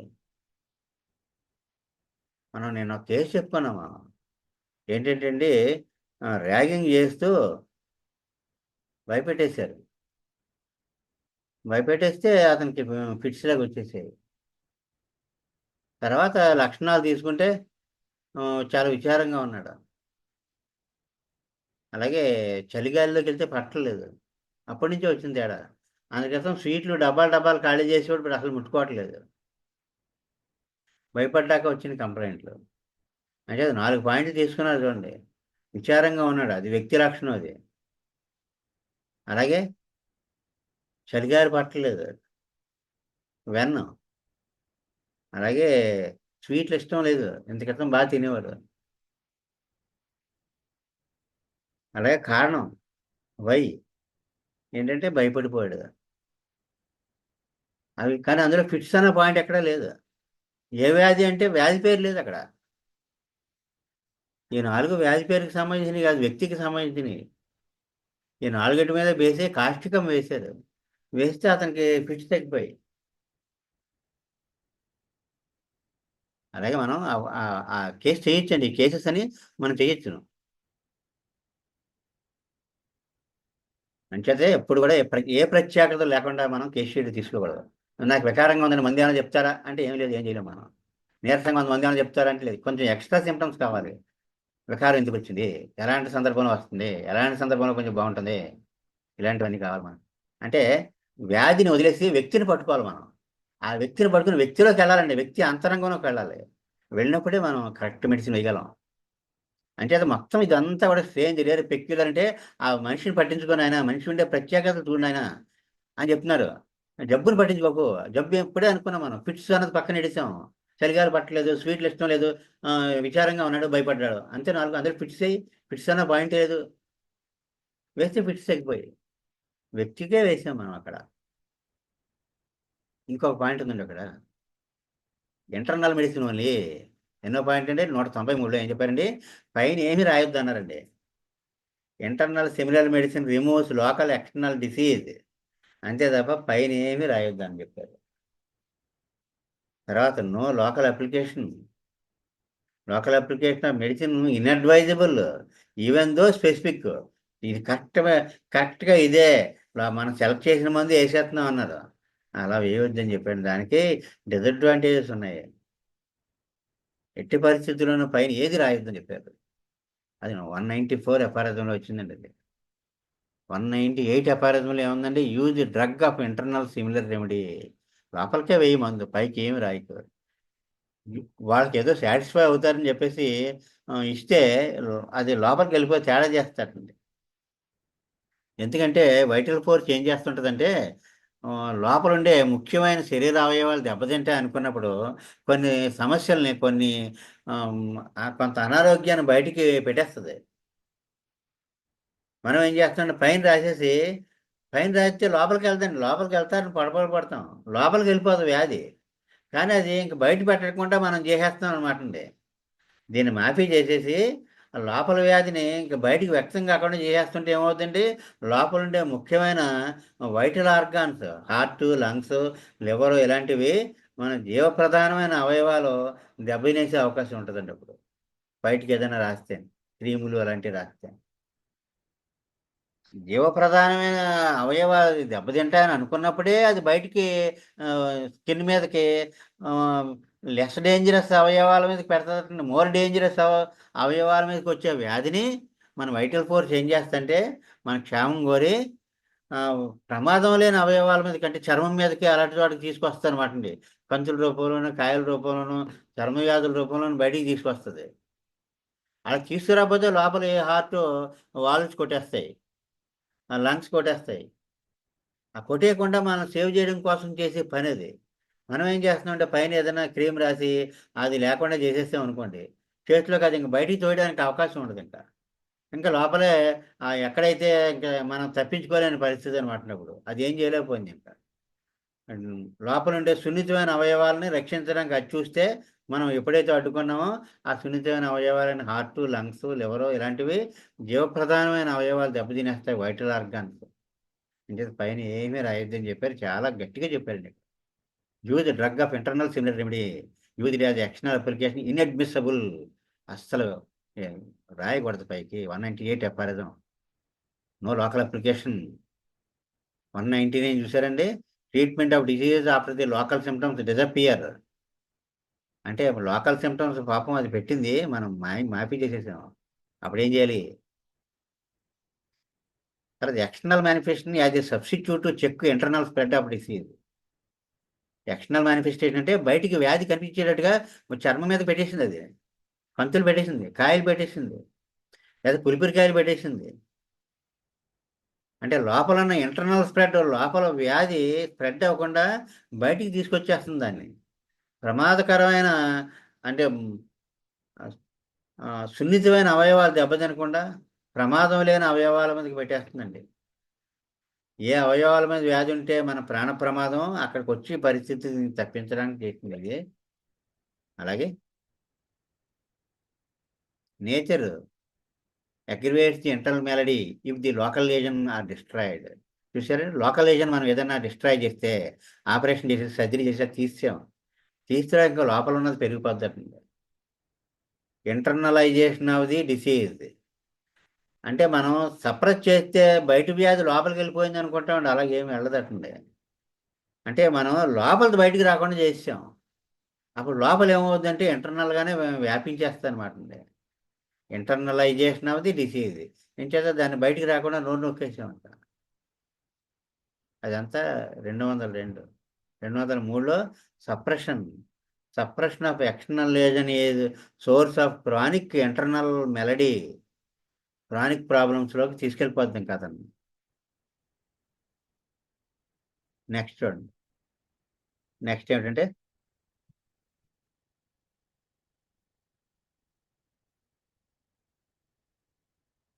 అయితే మనకి వచ్చే దీర్ఘవ్యాధులు ఈయన మందు ఇవ్వడం, తగ్గడం, మళ్ళీ వచ్చేయడం ఇలా జరిగిందండి. జరిగిలోకి ఏమిటి ఇలాగా మళ్ళీ మళ్ళీ రీఅపీర్ అయిపోతున్న వ్యాధులు అని మళ్ళీ వర్కౌట్ చేసి లోపల బయటికి కనపడే సమస్త వ్యాధులకే మూలమైన అసలు వ్యాధి ఒకటి ఉన్నది. దాన్ని మయాజం అని పిలిచారండి. ఆ మయాజంలో 3 రకాలు ఉంటాయి అని చెప్పిన దాన్ని బట్టి ఇప్పుడు కొత్తగా యాడ్ చేశారు కొన్ని. ట్యూబర్కులర్ మయాజం ఇలాగా. Psora, sycosis and syphilis. ఈ 3 మయాజంలో ఉంటాయని ఆయన కనుక్కున్నారన్నమాట అండి. అయితే మనకు ఆ 3 మయాజంలో ఉన్నట్టు ఎలా తెలుస్తుంది? మనుషులు చూస్తే తెలుస్తుందా వీళ్ళకి? తెలుస్తుందని ఖచ్చితంగా. వాళ్ళ యొక్క తరహాను బట్టి, స్వభావం బట్టి వీళ్ళు ఏ మయాజమో తెలిసిపోద్ది మనకు. దాన్ని బట్టి ఆ గ్రూప్ ఆఫ్ మెడిసిన్స్ వాళ్ళకి వేయచ్చునమాట అండి. స్వరాలో అరిస్టోక్రసీ ఉంటుందండి. అరిస్టోక్రసీ అంటే నాకు అన్నీ తెలుసు, నేను గొప్పవాడిని, నా తర్వాత ఎవరైనా అని ఒక అరిస్టోక్రసీ ఉంటుందన్నమాట స్వరాలో. అదే సైకోసిస్లో డిసెప్షన్ అంటే మోసబుద్ధి ఉంటుందండి. రహస్యం, ఎవరికి చెప్పకూడని విషయాలు బోర్డు ఉంటాయండి దగ్గర. సిఫిలిస్లోను మందబుద్ధి, తెలుగు తక్కువతనం ఇలా ఉంటుందన్నమాట. అంచేతే మాస్టర్ గారు ఏం చెప్పారంటే, సైకోసిస్ వాడు గోతులో దింపేవాడు, సిఫిలిస్ వాడు గోతులో దిగేవాడు. రెడీగా ఉంటాడు గోతులో దిగడానికి, ఇటు దింపడానికి రెడీగా ఉంటాడు. సైకోసిస్ వాడు గోతులో దింపడానికి ఉంటాడు. ఎందుకంటే అంత మిస్చీఫ్, దగ, రహస్యం, డిసెప్షన్, మోసం. సిఫిలిస్లో ఎప్పుడు కూడా మందబుద్ధి, దొరికిపోతాడు. అంచేత ఇక్కడ కింగ్ ఆఫ్ యాంటీసోరిక్స్లో సల్ఫర్ ఇచ్చారండి. సల్ఫర్లో కూడా అంతే. ఫిలసాఫికల్ సుపీరియారిటీ, నాకు ఎంతో నాలెడ్జ్ ఉందని ఎన్నో వేదాల గురించి, ఎన్నో పురాణాల గురించి, ఎన్నో మతాల గురించి మాట్లాడుతూ ఉంటాడు. అలాగా తెల్లారిపోతుంది అనమాట అండి. ఈ సైకోసిస్లో అంతా కూడా తూజా ఉంటుంది. తూజాలో కింగ్ ఆఫ్, స్వరాలో కింగ్ ఆఫ్ యాంటీసోరిక్ సల్ఫర్, సైకోసిస్లో king of sycosis thuja. Thuja అంతేనండి. తూజా ఏమిటంటే అపకారం చేస్తాడని తెలియదు మనకి, కానీ ఆ చాప కింద నీరు అన్నారు మాస్టర్. తూజా అంటే చాప కింద నీరు. అంటే ఇంట్లో వాళ్ళ వైఫ్ని చితగా చిటేస్తూ ఉంటాడు, కొట్టేస్తూ ఉంటాడు. అంతలోకి ఎవరో తలుపు కొడతారు. ఇలా తలుపు ఇంట్లోకి ఫ్రెండ్ ఎవడో వచ్చాడు, రా రా రా రా అని అప్పటికప్పుడే లోపల రౌద్రంతో ఉన్నవాడు అలా టక్కమని మారిపోతాడండి మనిషి. మారిపోయి దా దా దా దా, సరోజ ఇలా రా, ఇగో మా వాడని చెప్పాను కదా నేను. ఇప్పుడు దాకా వైఫ్ని బాధేస్తున్నాడు పట్టుకుని. అలాంటిది లోపలికి వీడి ఫ్రెండ్ వచ్చిన వెంటనే ఏం చేశాడండి, సరోజ ఇగో మనోడు వచ్చాడు, నేను చెప్తున్నాను కదా, నిన్న చెప్పాను కదా వీడి గురించి, వీడేవాడు అని ఎంతో ప్రేమగా ఎంతో ఆప్యాయంగా చూసేస్తున్నాడుగా, ఎదటివాడికి కనిపించేటట్టుగా. అంటే సైకోసిస్ వాళ్ళు దొరకరు, కానీ డాక్టర్కి దొరుకుతారండి. ఎందుకంటే డాక్టర్కి ఫీలింగ్స్ ఏముంటాయి, వాళ్ళు బాగుండాలని ఉంటుంది అంతే. ఇవన్నీ ఇది ఎందుకంటే ఇవన్నీ కూడా బయట వ్యక్తి, లోపల అంతర్యామ అందరూ ఒకటే. భగవంతుడు అంతర్యామని చూస్తాడు డాక్టరు. అంచేత వీళ్ళకి ఏమిటంటే ఇది పోతే అంతా పోయినట్టేగా మరి. అంచేత ఈ సైకోసిస్ వాడు అలా ఉంటాడు అనమాట అండి, చాప కింద నీరు దొరకడు. సిఫిలిస్ వాడు అంతా మందబుద్ధి, merc sol, king of anti syphilis, merc sol, ఇంకా చాలా మందులు ఉన్నాయి. మతిమరుపు ఉంటుంది, పరధ్యానం ఉంటుంది, ఇవన్నీ అయోమయాలు ఉంటాయి. ఇదంతా సిఫిలిస్లో ఉంటుంది అన్నమాట. కానీ ఇవన్నీ కూడా మందేస్తే పోయేవేనండి. మనుషుల్లో చెడ్డవాళ్ళు అంటూ ఎవరు లేరు అసలు. ఎందుకంటే మనం ఇంత సైకోసిస్ ఈ తూజా అనుకుంటే మనకు గబాలమని ఒక రకమైన చెడ్డ అభిప్రాయం కలగచ్చు వీళ్ళ మీద.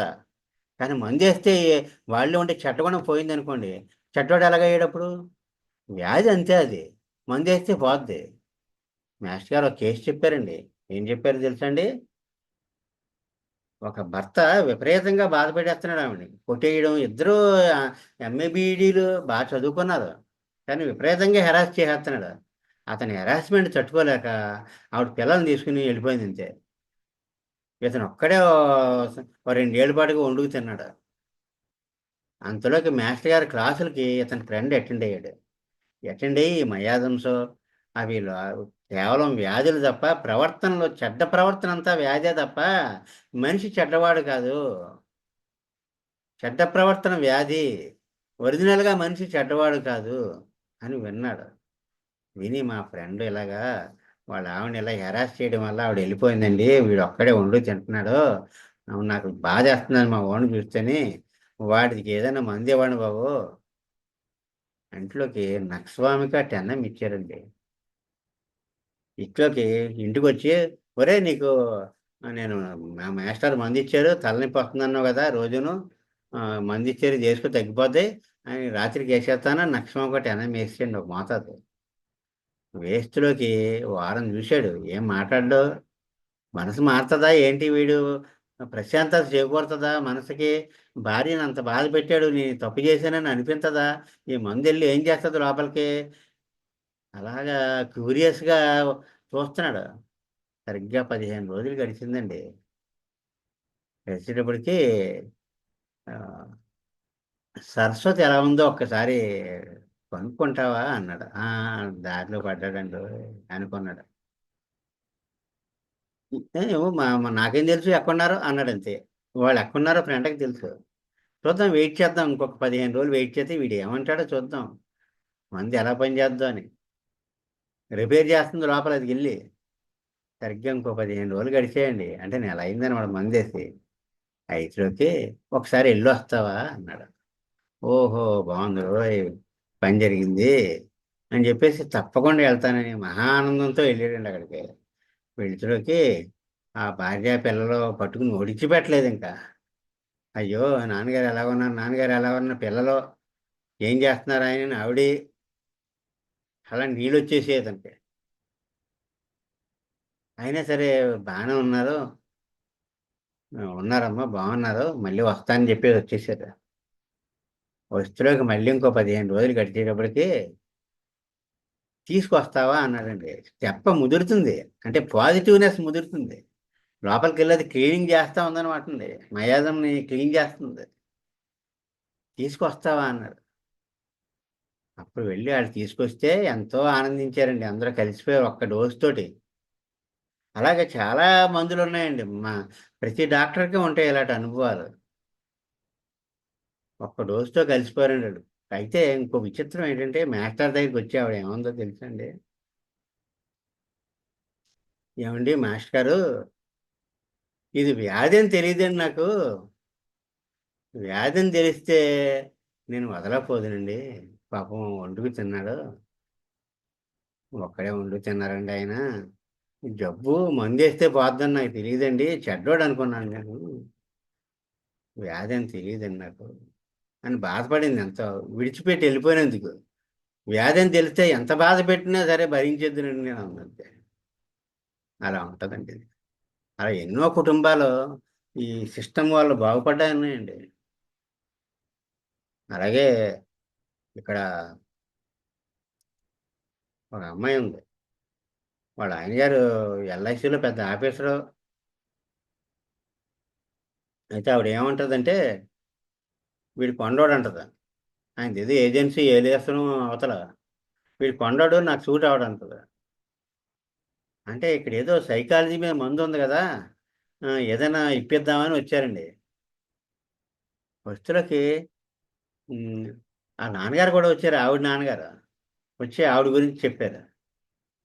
ఈయనే చెప్పారు. ఆవిడ నాన్నగారు ఏం చెప్పారు, భర్త అంటే పెద్ద ఇంట్రెస్ట్ లేదండి, భర్త వస్తాడంటే సరైన బట్టలు కూడా వేసుకోదు, అలాగా ఆమ్, ఉంటది, ఏం తయారవ్వదు సరిగాని. ఈవిడికి ఏమైనా ఇంట్రెస్ట్ ఉందా అసలు, సెక్షువల్గా కూడా అట్రాక్షన్ ఏమి ఫీల్ అవ్వదు ఏంటండి. తండ్రి చెప్పాడు డాక్టర్ గురించి, ఎందుకు చెప్పాడండి, ఆరోగ్యం కోసం. ఇక్కడ మనస్తత్వం మారే పరిస్థితి ఉంది, మనం మనస్తత్వం కరెక్ట్గా డాక్టర్కి ఇవ్వాలి, మనం ఫోకస్ చేయాలి అని చెప్పారు మాట అండి. అని చెప్పి, అయితే ఓ పని చేద్దాం, వాళ్ళిద్దరిని రమ్మనండి అన్నాం. వాళ్ళిద్దరిని రమ్మంటే వాళ్ళు వచ్చారండి, వాళ్ళిద్దరు భార్యాభర్తలు ఇద్దరు. వస్తువులకి లోపలికి ఇద్దరు ఎంటర్ అయ్యారు. మేమిద్దరం కూర్చుని ఉన్నాం. కూర్చుంటే ముందు అతను బయటకు పోమానండి అంది.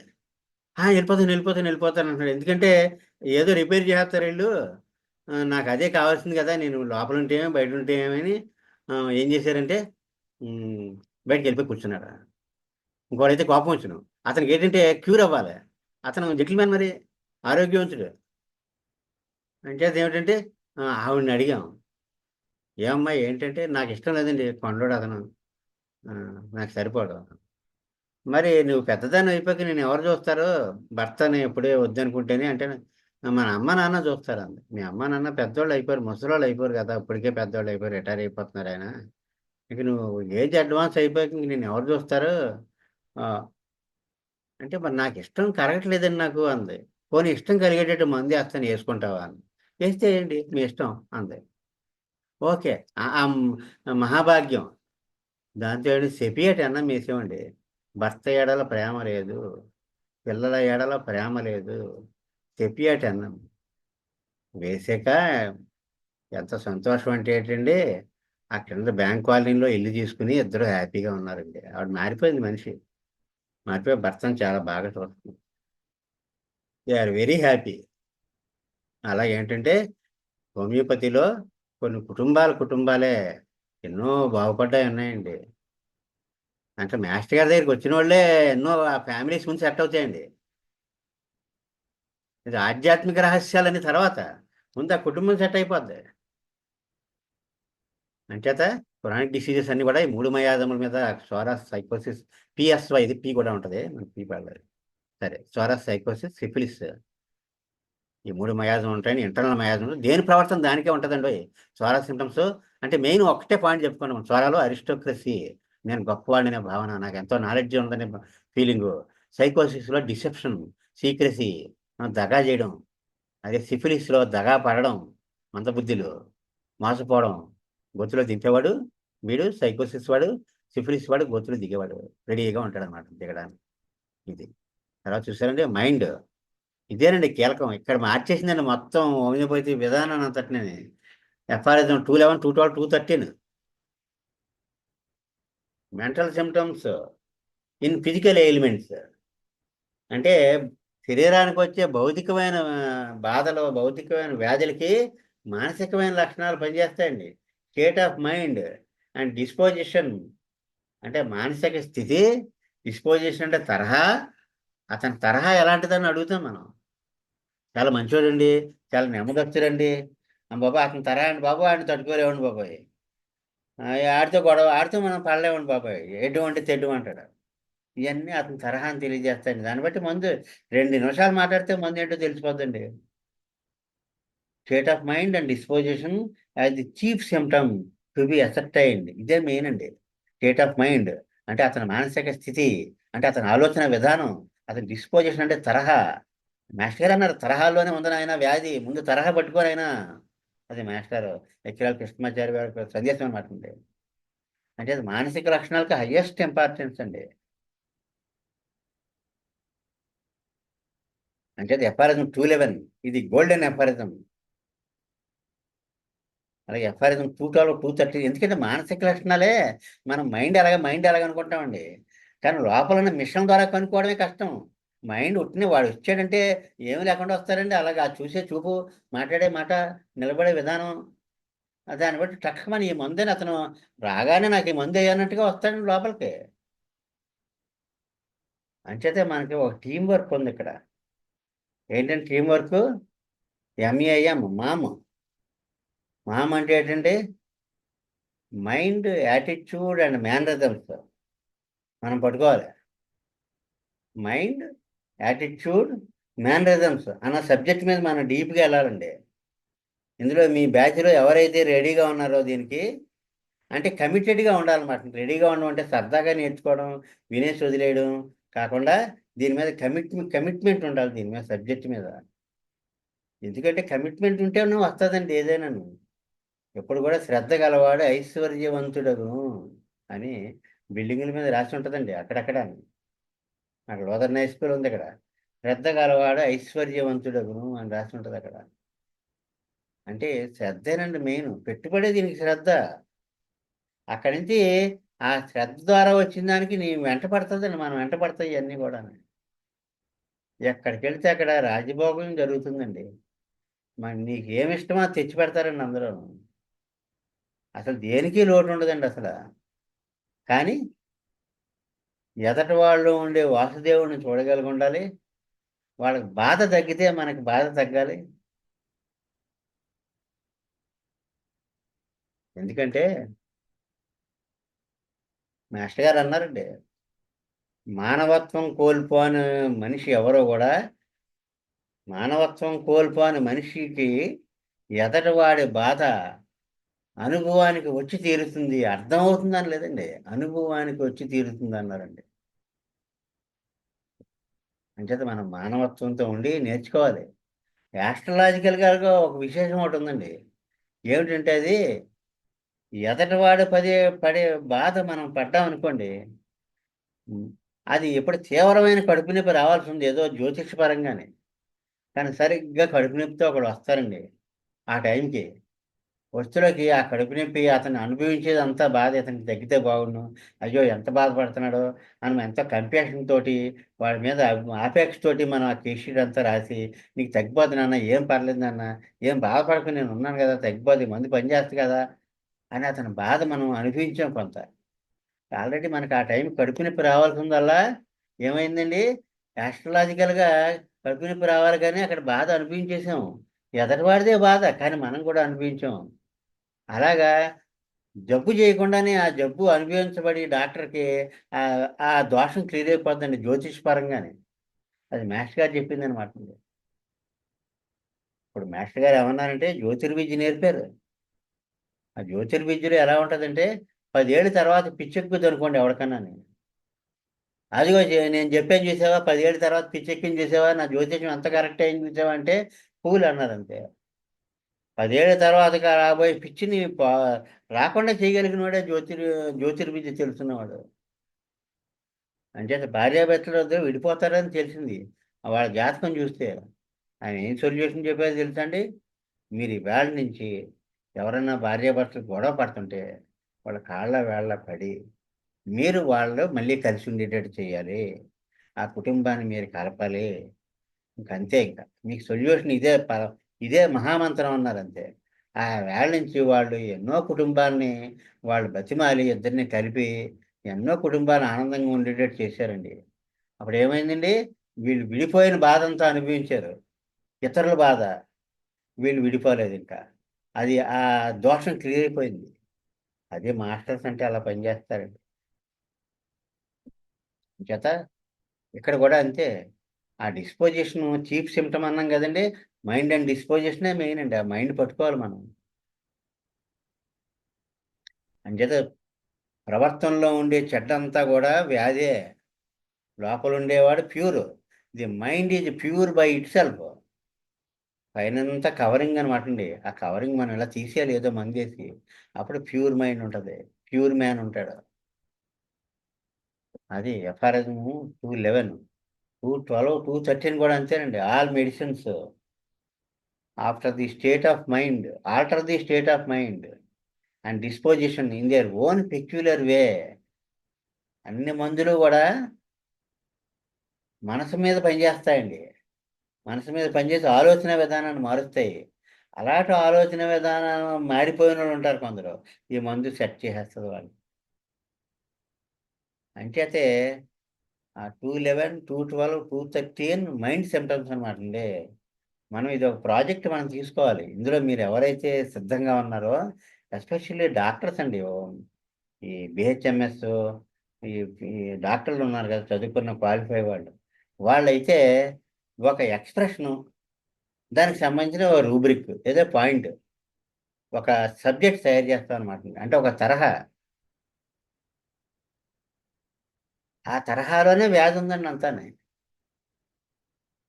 ఒక డ్రైవర్ గారు గబాల్మని కారు ఆఫ్ చేస్తుంటే వచ్చారండి. నాకు మందు ఏమైనా ఇస్తారా అన్నారు. తురుడు గాలు ఉన్నాయి ఒంటి మీద అన్నారు. అయితే డ్రైవర్ అతను గమనించినాడు.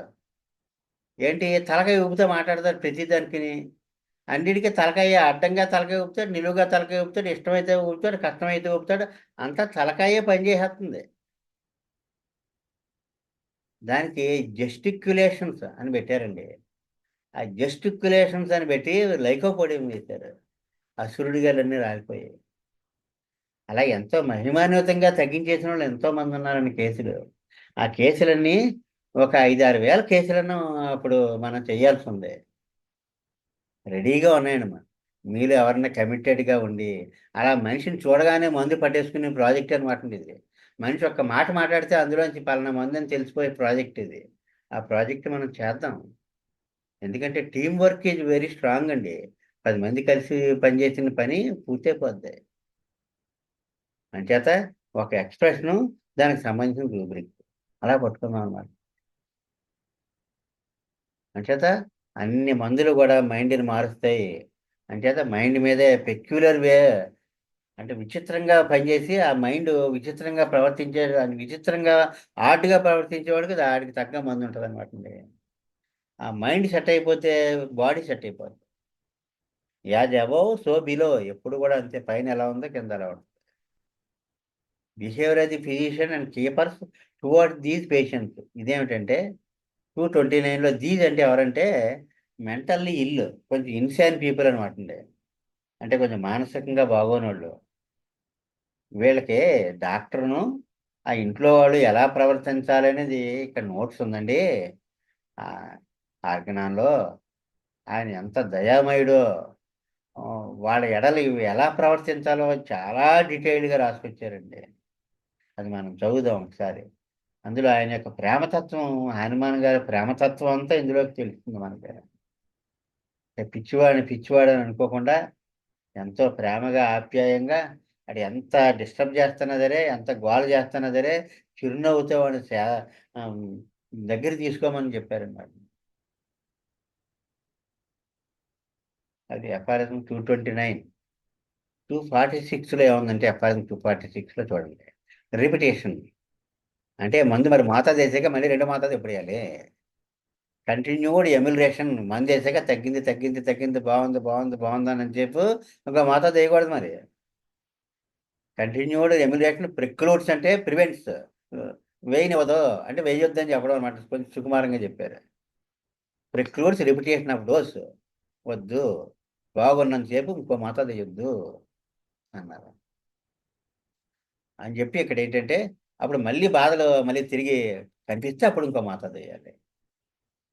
బాగున్నంతసేపు మోతాదు వేయకూడదు. ఇక్కడే డాక్టర్ అంటే యాక్చువల్గా మందు వేయడం కంటే మందు వేయకుండా ఉండే డాక్టర్ గొప్పవాడండి ఇక్కడ. టకటక టకటక డ్రగ్స్ కొట్టడం కాకుండా మందు వేయకుండా ఆఫ్ చేసుకోగలిగిన డాక్టర్ గొప్పవాడు అనమాట. ఇంకొక పద్ధతి ఒకటి చెప్పారండి ఇక్కడ. New method of repetition of medicine అని ఇంకొక పద్ధతి నేను చెప్తున్నాను. ఈ పద్ధతిలో మీరు రిపీట్ చేయొచ్చు అనమాట. ఇది ముందు పద్ధతే మనం ఫాలో అవుతున్నాం. ఏంటో ఒక మోతాదేయడం, మోతాదేసాక వెయిట్ చేయడం, వెయిట్ చేసాక బాగున్నంత సేపు ఇంకో మోతాదు వేయకుండా ఉండడం, అలా ఫాలో అవుతున్నాం. కానీ ఈయన ఇంకో కొత్త మెథడ్ కూడా చెప్పారు. అదేమిటంటే ఫస్ట్ డోస్ ఏసాక ఇంకొక డోసు సేమ్ అదే పవర్‌లో వేయొద్దు. ఒక్క పిసరన్నా మీరు అది పెరగాలి పవరు. దాన్ని ప్లస్సింగ్ మెథడు అని చెప్పారండి. అయితే ఇది ఫస్ట్ మెథడే మనం ఫాలో అవుదాము. సెకండ్ మెథడ్ ఆల్రెడీ చాలా బాగా పనిచేస్తుంది. అది కొంతమంది ఎక్స్‌పీరియన్స్ ఉంది ఈ సెకండ్ మెథడ్‌లోను. వీళ్ళు రిపీట్ చేస్తున్నారు మందులు. రిపీట్ చేస్తున్నదే చాలా బాగా పనిచేస్తుంది. అలాగే పార్కిన్సన్ డిసీజ్ వాళ్ళు ఒకాయన కోనియం 200 ఏసి, తర్వాత ఈ మెథడ్‌లో హానుమాన్ గారు అంటే ఇలా కుదిపి వెయ్యాలన్నమాటండి మందు. అది అప్పుడు కాస్త కాస్త పవర్ పెరుగుతా ఉంటది. ఆ పెరిగినప్పుడు ఆయన అలా రిపీట్ చేశారు ఒకాయన. రిపీట్ చేస్తే మాత్రం ఆయన బాగా మంచి రిలీఫ్ వచ్చిన దానికి మొన్నయితే నడుచుకుంటా మా ఇంటికొచ్చేసారు కూడా ఆయన. నడవలేని, తిరగలేనాయన. ఆ న్యూ మెథడ్ అంటే అది అది మనం ఇక్కడ 246 ఎఫ్ఆర్ఎన్‌లో ఉన్నది మనం చదువుకోవాలన్నమాట. దీన్ని ఎలాగంటే ఒక ఉపాయం అతనికి తట్టింది ఆ డాక్టర్ గారికి. ఆ ఉపాయాన్ని బట్టి వాడితే చాలా బాగా పనిచేస్తుందండి ఈ మెథడ్ కూడాను. కానీ ఫస్ట్ మెథడ్ ఇప్పుడు మనందరం ఫాలో అవుతున్నది. ఏంటంటే ఒక డోస్ వేసి బాగున్నంత సేపు ఇంకో డోస్ వేయకుండా ఉండడం. తర్వాత ఎఫ్ఆర్ఎన్ 247, 248లో ఉంది ప్లస్సింగ్ మెథడ్. Deviated doses. అంటే మోతాదు తీసుకొని వాటర్‌లో కలిపి మళ్ళీ ఇలా కలిపి కొంచెం అదే ఇంకొక దాంట్లో కలిపి అలా అన్నమాట. ఏదైనా ఫస్ట్ మెథడే మనం ఫాలో అవుతున్నది ఇది. ఇవి కొంచెం ప్రయోగాత్మకంగా పాటించేవాళ్ళున్నారు. బాగా పనిచేస్తుందని కూడా చెప్పారు. తర్వాత diet and regimen. Next time 259 హోమియోపతిలో ఆర్గానోలో ప్రిన్సిపల్స్‌లో పథ్యం గురించి ఎక్కడైనా చెప్పారా? ఇదిగో పథ్యం గురించి చాలా విస్తృతంగా చెప్పారండి మామూలుగా కూడా కాదు. ఈ పథ్యం ఏం తినొద్దన్నారు అన్నీ గూడా 259 ఎఫ్ఆర్ఎన్‌లో ఉన్నది. అంచేత మీరు పేపర్ మీద రాసుకోవాలండి. పథ్యం ఎఫ్ఆర్ఎన్ 259 అలాగే రిపిటేషన్ ఆఫ్ డోస్ ఎఫ్ఆర్ఎన్ 246, 259, 260 పథ్యం గురించి డైట్ అండ్ రెజిమెన్. అలాగే మానసికంగా బాగోనోళ్ళని ఎలా చూడాలి? ఎంత బాగా చూడాలి? ఒక అంటే ఇన్సానిటీ ఉన్మాది పరిస్థితిలో ఉన్నవాళ్ళు ఎలా చూడాలి? అనేది 229. అలాగే మైండ్ సిమ్టమ్సే ముఖ్యం సుమా! ఆ ఈ మైండ్ సిమ్టమ్స్ మీద బిహేవ్ వేయాలి సుమా! చీఫ్ సిమ్టమ్ కింద దాన్ని తీసుకోవాలి సుమా! మైండ్ అండ్ డిస్పోజిషన్‌ని చీఫ్ సిమ్టము అదే ముఖ్యమైన సిమ్టమ్‌గా తీసుకొని మందెయ్యాలి. కొంతమంది ఓన్లీ మైండ్ మీద చేస్తే చాలా బాగా పనిచేస్తుందండి. ఇంకేం ఫిజికల్స్ ఏమి తీసుకోవట్లేదు. ఒక్క ప్రవర్తనే. ఒక్క ప్రవర్తనే తీసుకొని మిగతాయి ఏమి పట్టించుకోకుండా చేసి కేసులు ఎన్నో ఉన్నాయండి. అలాంటి ఎగ్జాంపుల్సే ఎక్కువున్నాయి ఇక్కడ. మనం డిస్కస్ చేయాల్సింది కూడా అదే. ప్రవర్తన గమనించి మందేయడం. మాస్టర్ గారు అలా చేశారు గనుక లేకపోతే ఇవి నమ్మేవాళ్ళం కాదు. ఒట్టి మైండ్ ఎలాగా బాడీని పట్టించుకోకపోతే ఎలాగా ఇవన్నీ చాలా ఉంది కదా! ఎన్నో బాధలున్నాయి అవన్నీ తెలుసుకోవాలి కదా! అంటే ఈ బాడీ, మైండ్ ఎప్పుడు ఇంటర్ రిలేటెడ్ అనమాటండి లింకు. అంచేత ఓన్లీ మైండ్‌ని తీసుకున్నా సరే, అది కరెక్ట్‌గా మెడిసిన్‌గా పనిచేసి, ఆ బాడీని అంతటిని క్లారిఫై చేసేస్తదండి. అలా తగ్గిపోయిన కేసులు ఎన్నో. మాస్టర్ గారు అవే కదా మరి. మాస్టర్ గారంతా ప్రవర్తనే ఆరితనికి వాళ్ళు కూడా కంగారు కంగారుగా ఉంటాడు. ఆహ్, 9కి ట్రైన్ అయితే 7:30కి ఎళ్లి అక్కడ కూర్చుంటాడు. ట్రైన్ ఇంకా అనౌన్స్ చేసిన వెంటనే గట్టు దగ్గరికెళ్ళి అలాగా చూస్తా ఉంటాడు. ఇంకా రానేదేది. అప్పుడే అక్కడికెళ్ళి తొంగి చూస్తా ఉంటుంటాడు. ట్రైన్ వస్తుందేమో, ట్రైన్ వస్తుందేమో అని. ట్రైన్ ఎక్కేసాక సామర్లకోటలో ట్రైన్ ఎక్కితే హైదరాబాద్ ఎళ్తుంటే ట్రైన్ ఎక్కాక మైండు హైదరాబాద్‌లో ఉంటది. ఆహ్, ఇంటి దగ్గర బయలుదేరినప్పుడేమో మైండు ట్రైన్‌లో ఉంటది. ట్రైన్ ఎక్కాకేమో చేరిపోయి హైదరాబాద్‌లో ఉంటది. అలా ఎహెడ్ ఆఫ్ టైము. కంగారుగా హడావిడిగా ఉంటారన్నమాటండి. వాచి 10 సార్లు చూసేసుకుంటా ఉంటుంటారు.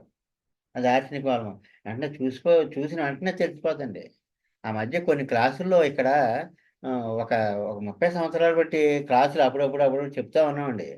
ఒక ఒక ఒక బ్యాచ్‌కి మాత్రం ఈ నాటకం వేసాం డ్రామా. ఆ డ్రామాలో ఆర్‌సీ బాలబొమ్మలు ఎలా రైల్వే స్టేషన్ వాడి సీను. ఒక రైల్వే స్టేషన్లో ఆర్సెనిక్ వాళ్ళు ఎలా ప్రవర్తిస్తారు, సల్ఫర్ వాళ్ళు ఎలా ప్రవర్తిస్తారు, పర్టికులర్ వాళ్ళు ఎలా ప్రవర్తిస్తారు, ఆర్జెనైటిక్ వాళ్ళు ఎలా ప్రవర్తిస్తారు, అగారకస్ వాళ్ళు ఎలా ప్రవర్తిస్తారు, వీళ్ళందరూ ఆ సీన్లో ముందు ఆడికి వెళ్ళి ఆ డ్రగ్స్ వాళ్ళు ఎలా యాక్ట్ చేశారంటే చాలా బాగా యాక్ట్ చేశారు వాళ్ళు. ఆ ట్రైన్ వచ్చేటప్పుడు కంగారు కంగారు పడడం, ఆ బ్యాగ్ తుడిచేసుకోవడం, ఆర్సెనిక్ శుభ్రం కదా, నీట్నెస్. ఈ లోపల ఎవరో రావడం, ఇంకొకడు ఆర్జెంట్ కంగారు పడి కూడా రావడం, ఇది తీసి అది తీసి కన్ఫ్యూజ్ అయిపోవడం, అర్జెంట్ నైటికము. ఇలాగా ఆ ఆ షో ఆ డ్రామా బాగా జరిగిందండి. లైవ్ అనమాట అది. ఇలా ఉంటారు కదా మనుషుల ప్రవర్తన అని తెలుస్తుంది. అది కూడా వీడియో ఉంది, వీడియో పెడతాను మీకు. మన వాళ్ళు మొన్న ఇక్కడ ఒక 10 రోజులు మా ఇంట్లోనే క్లాసులు జరిగాయి. ఆ 10 రోజులు మాకు మహా ఆనందంగా ఒక పెళ్లిలాగా జరిగిందండి. అంటే మాకు ఏంటంటే మాస్టర్ గారి దాంట్లో తినేవాడి కంటే వడ్డించేవాడికి ఆనందం ఎక్కువ ఉంటుందండి. మాస్టర్ గారు ఇచ్చిన జీవన విధానం అది. భోంచేసేవాడు ఆనందిస్తారు, వడ్డించేవాడు ఇంకా ఆనందిస్తారండి. అంచేత ఎంతో ఆనందంగా ఉంది ఇక్కడ మాకు ఆ 10 రోజులు కూడా. చాలా బాగా అందరూ మా ఇంట్లో వాళ్ళ కింద మారిపోయారండి అందరూ. మారిపోయి ఇక్కడ నేర్చుకున్నారు అందరూ. 10 days జరిగింది. మార్నింగ్ 5:30 నుంచి ఈవినింగ్ 5 o'clock వరకు. అది 10 days. అలాగే ఎప్పటికప్పుడు అలాంటి గ్యాదరింగ్స్ ఉండాలండి ఫిజికల్గానే. చేత రిప్యుటేషన్ తెలిసింది, డైట్ రెజిమెంట్ తెలిసింది. పథ్యం పథ్యం వ్యాపారం గుర్తుపెట్టుకోవాలి 259. అది తీసి చదువుకోవాలండి. ఏం తినమన్నారు, ఏం తినొద్దన్నారు. క్రానిక్ డిసీజెస్లో డైట్ ఎలా ఉండాలి, అక్యూట్ డిసీజెస్లో డైట్ ఎలా ఉండాలి. అయితే రికవరీకి ఆబ్స్టికల్స్ ఏమైనా ఉంటే తొలగించాలి. తొలగించాలి కదా మరి. అతను ఎవరో చుట్టలు చుట్టూ ఉంటుంటే అతను సిక్ అయిపోయాడు. ఆ పొగాకు పాయిజన్ అంతా పడేసింది. అక్కడి నుంచి నక్సల్ టెనము డ్రగ్లోకి వెళ్ళిపోయాడు. భార్యని హింసించడం అది మొదలెట్టాడు. అప్పుడు ఏం చేసాం, అబ్స్టకిల్ ఏంటంటే ఆ చుట్టలో బిజినెస్సే. బాబు మానిపించేసాం. బతిమారి మరీ మానిపించేసాం. మానిపించి వేరే షాప్ పెట్టుకున్నాడు. అలాగే అబ్స్టకిల్. అలాగే అతను ఎక్కడో కిడ్నీలో రాళ్ళు ఉంటున్నాయి. అతనేమో ఆ జగ్గంపేటలో మాకు ఇక్కడ అంతా కూడా అన్ని కాల్షియం అదే వాటర్ నిండానే. అలాగే ఇంకొక ఊరు ఉంది గొల్లప్రోలు దగ్గర, దుర్గాడని. ఆ ఊరంతా కిడ్నీ స్టోన్సే. ఆ వాటర్ అలాంటిది పరిస్థితి. బాబా అలాంటప్పుడు కొంచెం ఇక్కడ మందులు వేస్తాము, అక్కడ ఏదో వాటర్ అది మార్చుకుని కొంచెం జాగ్రత్తగా ఉండాలని చెప్తాం అనమాట అండి. అలాగే అక్కడ వాతావరణం అనేక ఫ్యాక్టరీలు ఉన్నప్పుడు ఎన్నో పాయిజనస్ కెమికల్స్ ఉంటాయండి. వాటిని ఈ వ్యాధి నయమయ్యే వరకు అన్నా వాటిని ఇంకో చోట పెట్టాలి అతన్ని. అలాగే ఇవన్నీ డాక్టరు అబ్స్టికల్స్ రిమూవ్ చేయాలండి. డైటిన్ acute, డైటిన్ chronic, dynamisation of medicines. ఇదే కీలకం అండి. అంటే పొటెన్షియల్ తయారు చేయడం ఎలాగా, అంటే మందులు తయారీ అనమాట అండి. ఎఫ్ఆర్ఎజం 269 పేపర్ మీద రాసుకోవాలండి. ఎఫ్ఆర్ఎజం 269లో పొటెన్షియల్ తయారు చేయడం, మందులు తయారీ ఉందన్నమాట. 270లో పొటెంటైజేషను, ట్రైచ్యురేషను, సక్కషన్. ట్రైచ్యురేషన్ అంటే నొరటం, సక్కషన్ అంటే ఇలాగ షేక్ చేయడం. ఆ షేక్ చేయడంలో ఆ షేక్ చేసిన వీడియో కూడా పెడతానండి, తయారు చేసే వీడియో. అందులో ఉన్న అంతర్గతంగా ఉన్న పొటెన్సీ పవర్ పెరిగిపోద్ది అనమాట. అంచేత 50 మిల్లీసీమల్ పొటెన్సీల్ అన్నారు. పొటెన్సీల్లో రకాలు ఉన్నాయి కదా మరి. Decimal potency, centesimal potency, 50 millesimal potency. Decimal పొటెన్సీలో ఎక్స్లు ఉంటాయి. 6x, 3x అలాగా. కాలిఫా 6x, కాల్కేరియఫా 6x, నాట్రమూర్ 3x. ఆ ఎక్స్లు ఉంటే అది డెసిమల్ అనమాట అండి. అదే 200, 100 పవర్ సెంటిసిమల్. 100 పవర్ అంటే సెంటిసిమల్ పవర్ అనమాట అండి. అది సి ఉంటుంది దానికి. 30C, 200C ఇలా ఉంటాయి. కానీ సీలు అంటే కామన్గా ఇంకా మనం వాడే సెంటిసిమల్ కనుక సి తీసేసి ఒట్టి నెంబరే ఉంచారు. నక్షవామిక 30 అని ఉంటే నక్షవామిక 30C అనమాట అది. అలాగే ఎల్ఎం పొటెన్సీల్ అంటే ఇది బాగా కరెక్ట్ మెడిసిన్ తెలిసి ఈ మందులు చాలా బాగా పనిచేస్తాయండి. ఎల్ఎం పొటెన్సీలు మనం వాడకం తక్కువ. మనం ఎక్కువ సెంటిసిమల్ పవర్సే వాడతాం మనం. ఈ ఎల్ఎం పొటెన్సీల్లో 0/1, 0/2, 0/3, 0/4 అలాగా ఉంటాయన్నమాట. 50 మిల్లీసిమల్ పొటెన్సీ కదండి. ఎల్ అంటే 50ని, ఎం అంటే మిల్లీని, 50,000. 50 మిల్లీ అంటే 50,000 అనమాట దీనికి అర్థం.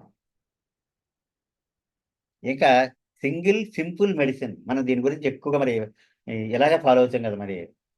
ఎక్కడ రాశారండి ఎఫ్ఆర్ఎంలో? 273, 274లో ఏమని రాశారండి? సింగిల్ మెడిసిన్ యూజ్ ఒకటే మోతాదు, ఒకటే మందు.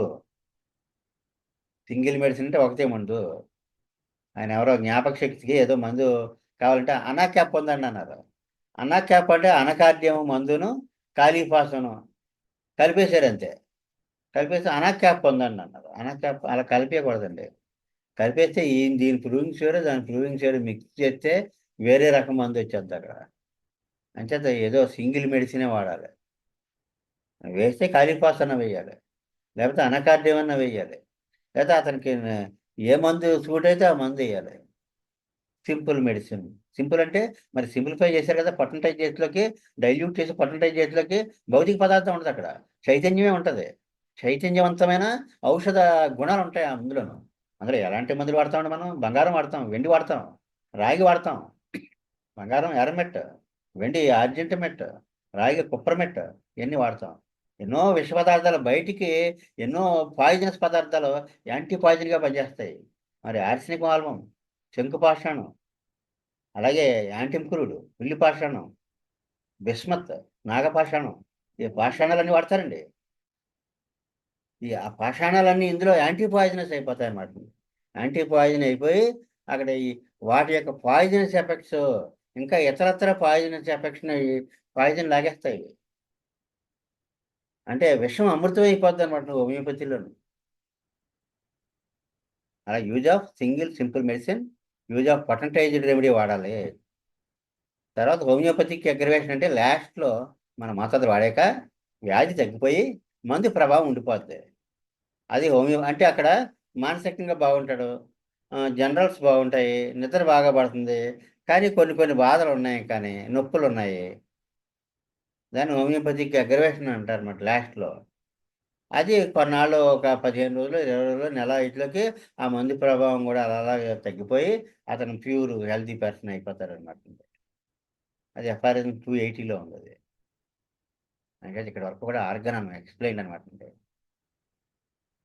ఇక్కడ ఏం చేసామంటే మనం ఇప్పుడు మనం తీసుకునే ఎఫ్ఆర్ఎస్కి ఒరిజినల్ టెక్స్ట్ ఇచ్చాను ఇక్కడ.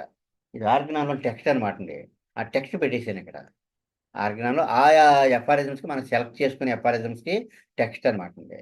పూర్తి ఆర్గనాను మీకు మన గ్రూప్లో పెడతాను నేను, పీడిఎఫ్, ఈ ఫైల్ కూడా పెడతాను. ఇక ఈ ఈ వీడియో ఏదైతే ఉందో ఆ వీడియో ఒక వారం రోజుల్లో, ఒక 10 రోజుల్లో నేను అది ఎడిటింగ్ చేయించి గ్యాప్ అనేది చేయించి నీట్గా తయారు చేసి మీకు అందజేస్తాను. నేను ఒక లింక్ పెడతాను, ఆ లింక్ నొక్కితే మీకు డౌన్లోడ్ అయిపోద్ది. అదే, లేదా ఇంకా అవకాశం ఉంటే మనం యూట్యూబ్లో మనం అప్లోడ్ చేస్తే అందరం ఆ యూట్యూబ్ లింకే పెడితే ఆ లింక్ ద్వారా మనం అందరం ఫాలో అవ్వచ్చు. అలా చేద్దాం. ఇక ఇది ఆర్గనాన్ గురించి బ్రీఫ్ అనమాట. కొంచెం మరి లెక్కలో క్లాసు మిగతా క్లాసుల కంటే కొంచెం టైట్గా ఉంటుంది కదా. నాకే గుర్తుంది, ఏదో ఒక ఎక్కం రాకుండా ఎండలో నిలబడ్డాను చిన్నప్పుడు. ఆ రోజు నాకు ఇంకా గుర్తే. కానీ ఈరోజు మరి అవే కదా అంకెలు మనం వాడుకునేది. జీవితాంతం ఆ నెంబర్స్ వాడుకుంటా ఉంటాం, కూడుకుంటాను ఉంటాం, తీసివేస్తాను ఉంటాం, లెక్కెట్టుకుంటాను ఉంటాం. అలాగే ఇదేమిటంటే సబ్జెక్టు కొంచెం శ్రద్ధగా మనం వినాల్సిన సబ్జెక్ట్ అనమాట. ఏ ఎఫ్ఆర్ఎంలో ఏ పాయింట్ ఉన్నదో తెలియాలండి. ఆ పాయింట్ మీరు డాక్టర్లైనా సరే ఎవరు వచ్చినా సరే ఇగో ఎఫ్ఆర్ఎం పలానా దాంట్లో పలానా ఉందా మీరు చెప్పేయాలి. చెప్పేస్తే మీకు సబ్జెక్ట్ బాగా ఉన్నట్లు లెక్క. సింగిల్ మెడిసిన్ వాడమని ఎక్కడ ఉంది అంటే 273 ఉంది. మందులు పొటెంటైజేషన్ ఎక్కడ తయారు చేస్తారో ఏ ఎఫ్ఆర్ఎం 269 270లో. అలాగే పచ్చిమ గురించి ఎందులో ఉంది 259 ఎఫ్ఆర్ఎం పారా 259. చాలా బాగుంటుందండి అసలు. అది అది వింటే ఆ పక్షం గురించి అదేమంటే ఆశ్చర్యం వేస్తుంది. అమ్మ బాబా ఎంత డీప్గా చెప్పేసి రేటని చెప్పేసి. అలాగే రిపిటేషన్ గురించి ఉందండి. మందు ఎలా ఎప్పుడు రిపీట్ చేయాలి, ఎప్పుడు రిపీట్ చేయకూడదు. రిపీట్ చేస్తూ వాడాలంటే ఈయన కొత్త మెథడ్ ఒకటి చెప్పారు. ఆ మెథడ్ ఫాలో అవుతున్న వాళ్ళు ఉన్నారు, బాగా పనిచేసింది. ఇంకా అక్కడ దాకా మనం వెళ్ళలేదు. అబ్జర్వేషన్లో ఉంది ప్రస్తుతానికి. అంటే అది ఎఫ్ఆర్ఎన్స్ అని నేర్చుకుని మనం ఇది మీకు పెడతాను సాఫ్ట్ కాపీ. మీరు జాగ్రత్తగా ఒకసారి మీరు కూడా తిరగేయండి అన్నీ. ఎందుకంటే ఒక కమిట్మెంట్ కూడా ఉండాలని నేర్చుకున్నప్పుడు. అలా వినేస్తే ఏదైనా పోద్ది. నేను ఇవన్నీ చూడలేను. నేను మొక్కలు అవి బాగా ఐడెంటిఫై చేస్తాను, నేను ప్లాంట్స్ అన్ని. నేను బాటనీ లెక్చరర్ కదా. కానీ ఒక 2 సంవత్సరాలు 3 సంవత్సరాలు మొక్క చూడలేదనుకోండి, ఇది గబాలను అలా చూసులోకి బాగా తెలిసిన మొక్క ఏం పేరు ఇది, ఏం పేరు ఇది, ఏం పేరు ఇది అన్నట్టుగా ఉంటుంది. అలాగే ఏంటంటే మనం వదిలేస్తే వదిలేస్తుంది, మనం పట్టుకుంటే పట్టుకుంటుంది. మనం ఇలా చేయి చాపామంటే ఒక మెట్టు ఎక్కితే 10 మెట్లు ఎక్కించేస్తుంది. అలాంటి పరిస్థితులు వచ్చేస్తాయండి. ఎవరో వస్తారు. ఏదో రేకు గీసుకుందని, మేకు గుచ్చుకుందని ఏమైనా మందేస్తారు అంట్లోకి, వాళ్ళకి ఏ హైపర్‌కెమ్ ఏస్‌లోకి వాళ్ళకి తగ్గిపోయింది. తేలు కుట్టిందని ఎవరో వస్తులోకి లెడంపాలు ఏస్‌లో వాళ్ళకి తగ్గిపోయింది. అక్కడి నుంచి తేలు మందుకి రేకులు గుచ్చుకున్నా, మేకులు గీసుకున్నా అందరూ మీ దగ్గరికి వస్తా ఉంటారు. అలాగలాగలాగలాగా మీ యుటిలిటీ పెరిగిపోద్ది. అంటే మీరు అప్పటి నుంచి భగవంతుడితో డైరెక్ట్ కాంటాక్ట్ అని మాత్రం మీకు అర్థమవుద్దండి. మీ ఉపయోగం ఎప్పుడైతే పెరిగిందో వచ్చేవాడు భగవంతుడు. బా ఆర్తుడి రూపంలో భగవంతుడొస్తాడండి. దీనుడి రూపంలో భగవంతుడొస్తాడండి. అంచేత మాస్టర్ గారు ఏం చేశారండి? ఆర్తుడిని ఆప్తుడిగా, దీనుడిని దైవముగా భావించి వాళ్ళకి సేవ చేశారు. మన చేత చేయించారు. అలా చేయడంలోని పరమార్థం కూడా చెప్పారండి ఆయన. అక్కడి నుంచి వీళ్ళకి ఏ లోటు ఉండదండి అసలు. అది. అంచేత ఇప్పుడేం చేద్దామంటే మనకు 9:30 అవుతుంది కదండీ! మనం సరదాగా ఓ 2 కేసులు చెప్పుకుందాం.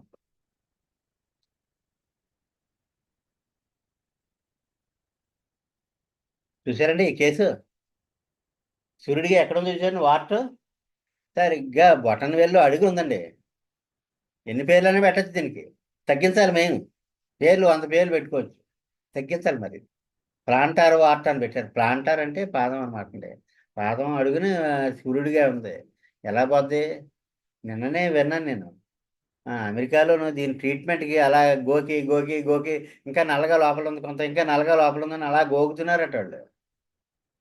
పోలేదు. ఇంకా ఉంది కొంత. కానీ ఇందులో హోమియోపతిలో చాలా సున్నితంగా తగ్గిపోద్దండి. ఎలా తగ్గింది మరి? చూపించనండి? నెక్స్ట్ చూడండి. 15 రోజులకి. ఈ మందు వేసిన 15 రోజులకి ఇదే బొటనవేలు ఎలా ఉందో చూపిస్తుంది చూడండి. అది. చిన్న తెల్ల మచ్చ ఉందంతే. ఆ అమ్మాయి ఇక్కడ తన రిపోర్ట్ పెట్టింది. ఇది పూర్తిగా క్యూర్ అయింది డాక్టర్. ఇది ఆ వేలు. మరి అడుగున నడిచేటప్పుడు అక్కడ సులుడు గాలి ఉంటే ఎలా ఉంటదండి? చాలా ఇబ్బందిగా ఉంటది. నీళ్ళలో తడిసినప్పుడు చాలా ఇబ్బంది పెడతది. చెప్పులోని రాయి చెవులోని జోరీగ అన్నట్టుగా ఉంటదండి ఇది. కానీ మరి మందు ఏం వేసాం? ఎలా తగ్గింది? ఎలా తగ్గిందని చెప్పనండి? ఆ అమ్మాయి నేను తెలీదు ఆ అమ్మాయికి. కానీ ఆయన ఎవరో మందులిస్తారంటే ఫోను చేసింది. తాతగారండి అంది. ఏటసలు నేను అస్సల మనిషినే తెలీదు తాతగారండి. అందేటి ఈవిడ ఓహో! ఒక పాయింట్ నోట్ చేసుకున్నాను. ఏమని రాసుకున్నానండి? ఎఫెక్షనేట్, ఆప్యాయంగా ఉంటది. నోట్ చేసుకున్నానండి. ఇంకేంటమ్మా నువ్వేం చేస్తున్నావంటే, నేను సాఫ్ట్‌వేర్ ఇంజినీర్ చేస్తున్నానండి. హైదరాబాద్‌లో పనిచేస్తున్నాను. అయితే అమెరికా వెళ్దాం అనుకుంటున్నానండి నేను. ఏదో జాబ్ సంపాదించుకోవడం కోసం. అంచేత నేను చాలా కష్టపడుతున్నాను. వస్తదా? రాదా? అసలు వెళ్ళగలనా? లేదా? అని కూడా చాలా ఆందోళనగా ఉందండి. ఎక్కడ మాట తీరే గదా మందు మరి. వెళ్ళగలనా? లేదా? అని ఆందోళనగా ఉందండి. అమెరికా వెళ్లి జాబ్ చేయాలని అనుకుంటున్నాను నేను. అది 2 పాయింట్లొచ్చాయండి అక్కడ. ఏంటి యాంబిషియస్, యాంబిషన్ ఉందన్నమాట ఆవిడకి. ఏదో సాధించాలని.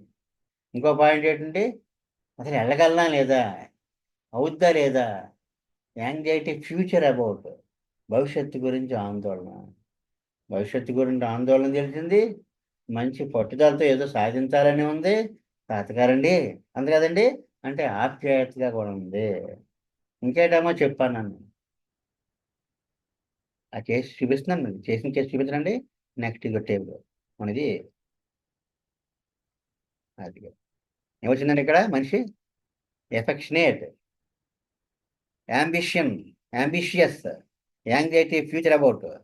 ఇంకోటేటి ఇక్కడ లైట్ డిజైర్ అంటే ఏంటంటే ఇక్కడ ఆవిడ కొంచెం లావుగా, బొద్దుగా ఉందండి. కొంచెం తేలికవ్వాలనుకుంటుంది. ఒళ్ళు తగ్గాలనుకుంటుంది, తేలికవ్వాలనుకుంటుంది. అంటే లైట్ అవ్వాలి బాడీ. ఈ లైట్ డిజైర్ అన్నది ఒక 10 రకాలుగా వాడతారండి చాలా అద్భుతంగాని. ఆ 10 రకాలుగా వాడి తగ్గించిన కేసులన్నీ పెట్టారు.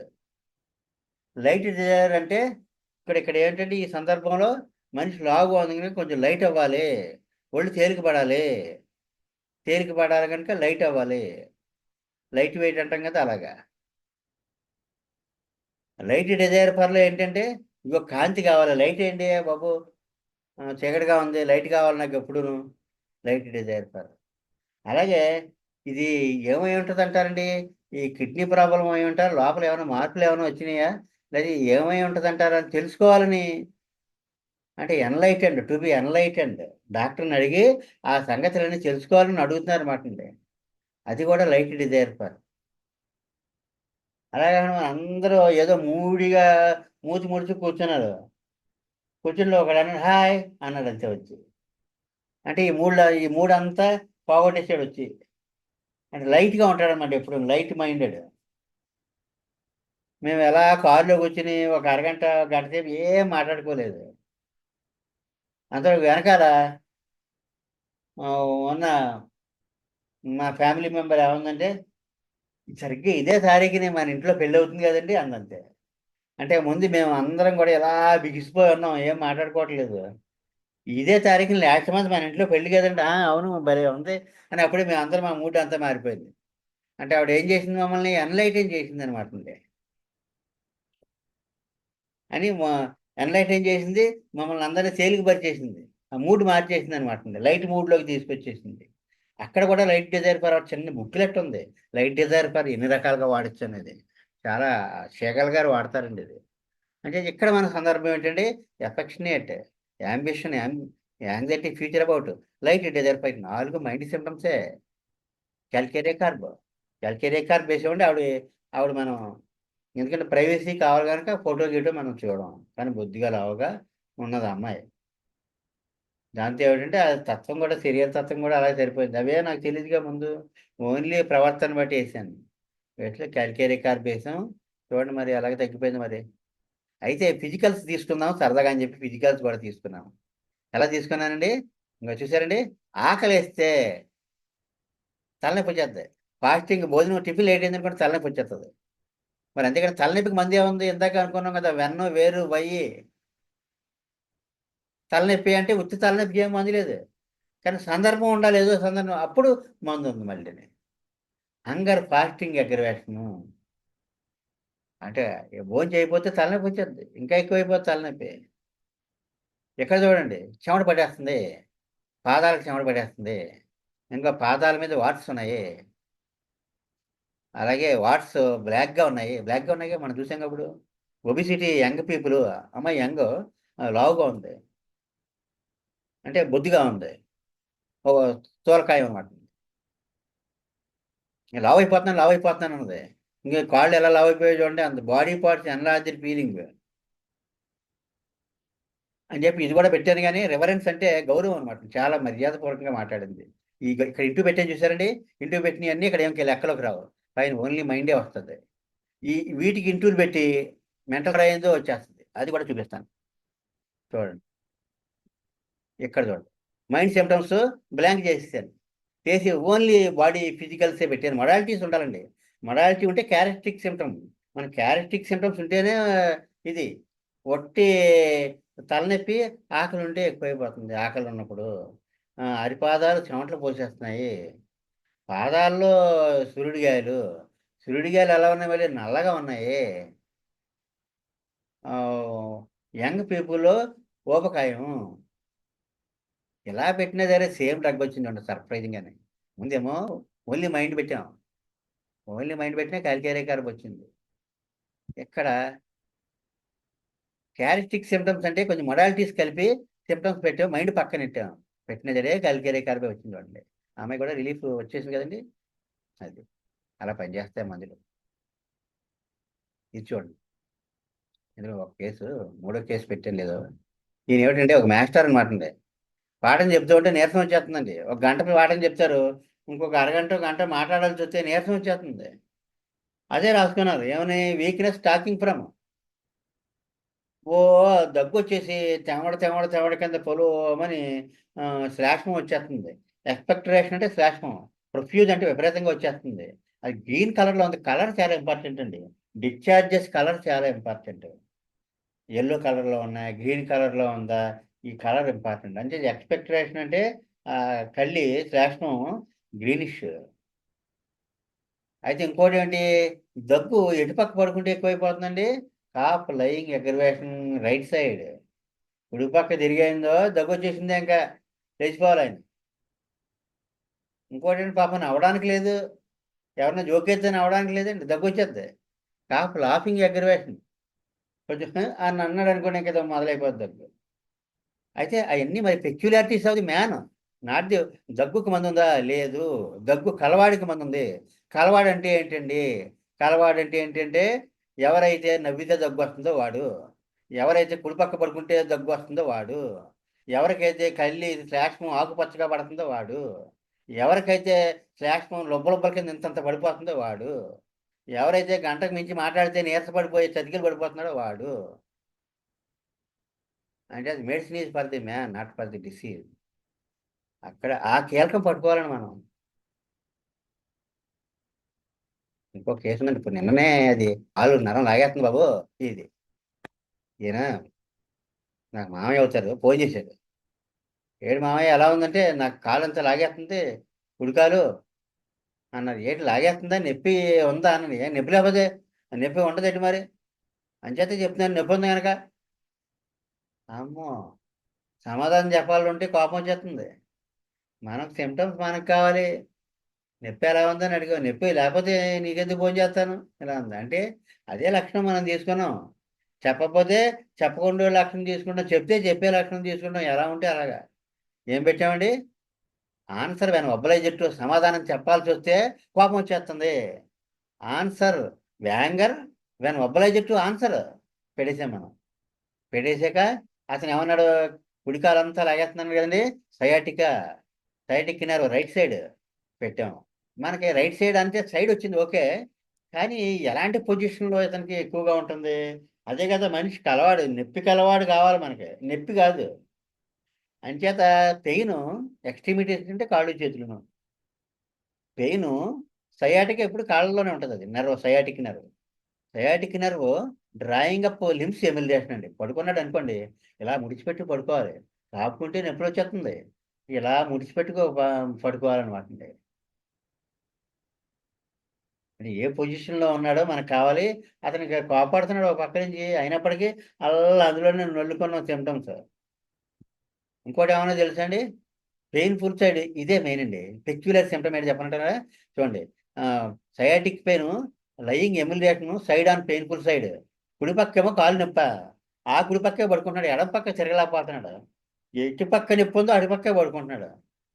నొప్పున్న వైపు పడుకుంటేనే బాగుంటుంది. అదే స్ట్రేంజ్ రేర్ పెక్యులర్ అయన్నీని. మరి దాంతో పాటుగా సయాటిక్ నర్వ్ పెయిన్ ఉందంటే దానికి మందు లేదు, గానీ తిమ్మిరితో కలిపి ఉంది. తిమ్మిరితో కలిపి ఉందంటే మళ్ళీ మందుంది. అప్పుడు ఏం వేసాను, కోలోసిన్ వేసామంటే చాలా బాగా తగ్గిపోయింది. ఫోన్ చేశాడు, హ్యాపీగా ఫోన్ చేశాడండి. ఇది 2 డేస్ బ్యాక్ ఇది. ఫోన్ వచ్చిందంటే 2 రోజుల్లో మంచి రిలీఫ్ వచ్చేసింది అతనికి. కానీ ఇవన్నీ కూడా మనిషి యొక్క పెక్యులారిటీస్, ప్రత్యేకతలు సుమా, ఆ ప్రత్యేకత మనం పట్టుకోవాలండి. అలాగే మన కేసెస్, ఎన్నో కేసులు, ఎంతోమంది ఇతనికి కాలు నొప్పి అతను నడవలేదు, బెడ్ రిడెన్ అయిపోయాడు అతను. ఇప్పుడు లేచి తిరుగుతుంటే ఎంత ఆనందంగా ఉంటదండి మనకి. సరే అండి, అది వేళ క్లాస్. స్వస్తి ప్రజాభ్య పరిపాలయంతాం న్యాయేన మార్గేణ మహిమహేషాం గోబ్రాహ్మణేన శుభమస్తు నిత్యం. లోకా సమస్తా సుఖినో భవంతు. లోకా సమస్తా సుఖినో భవంతు. లోకా సమస్తా సుఖినో భవంతు. వాసుదేవ.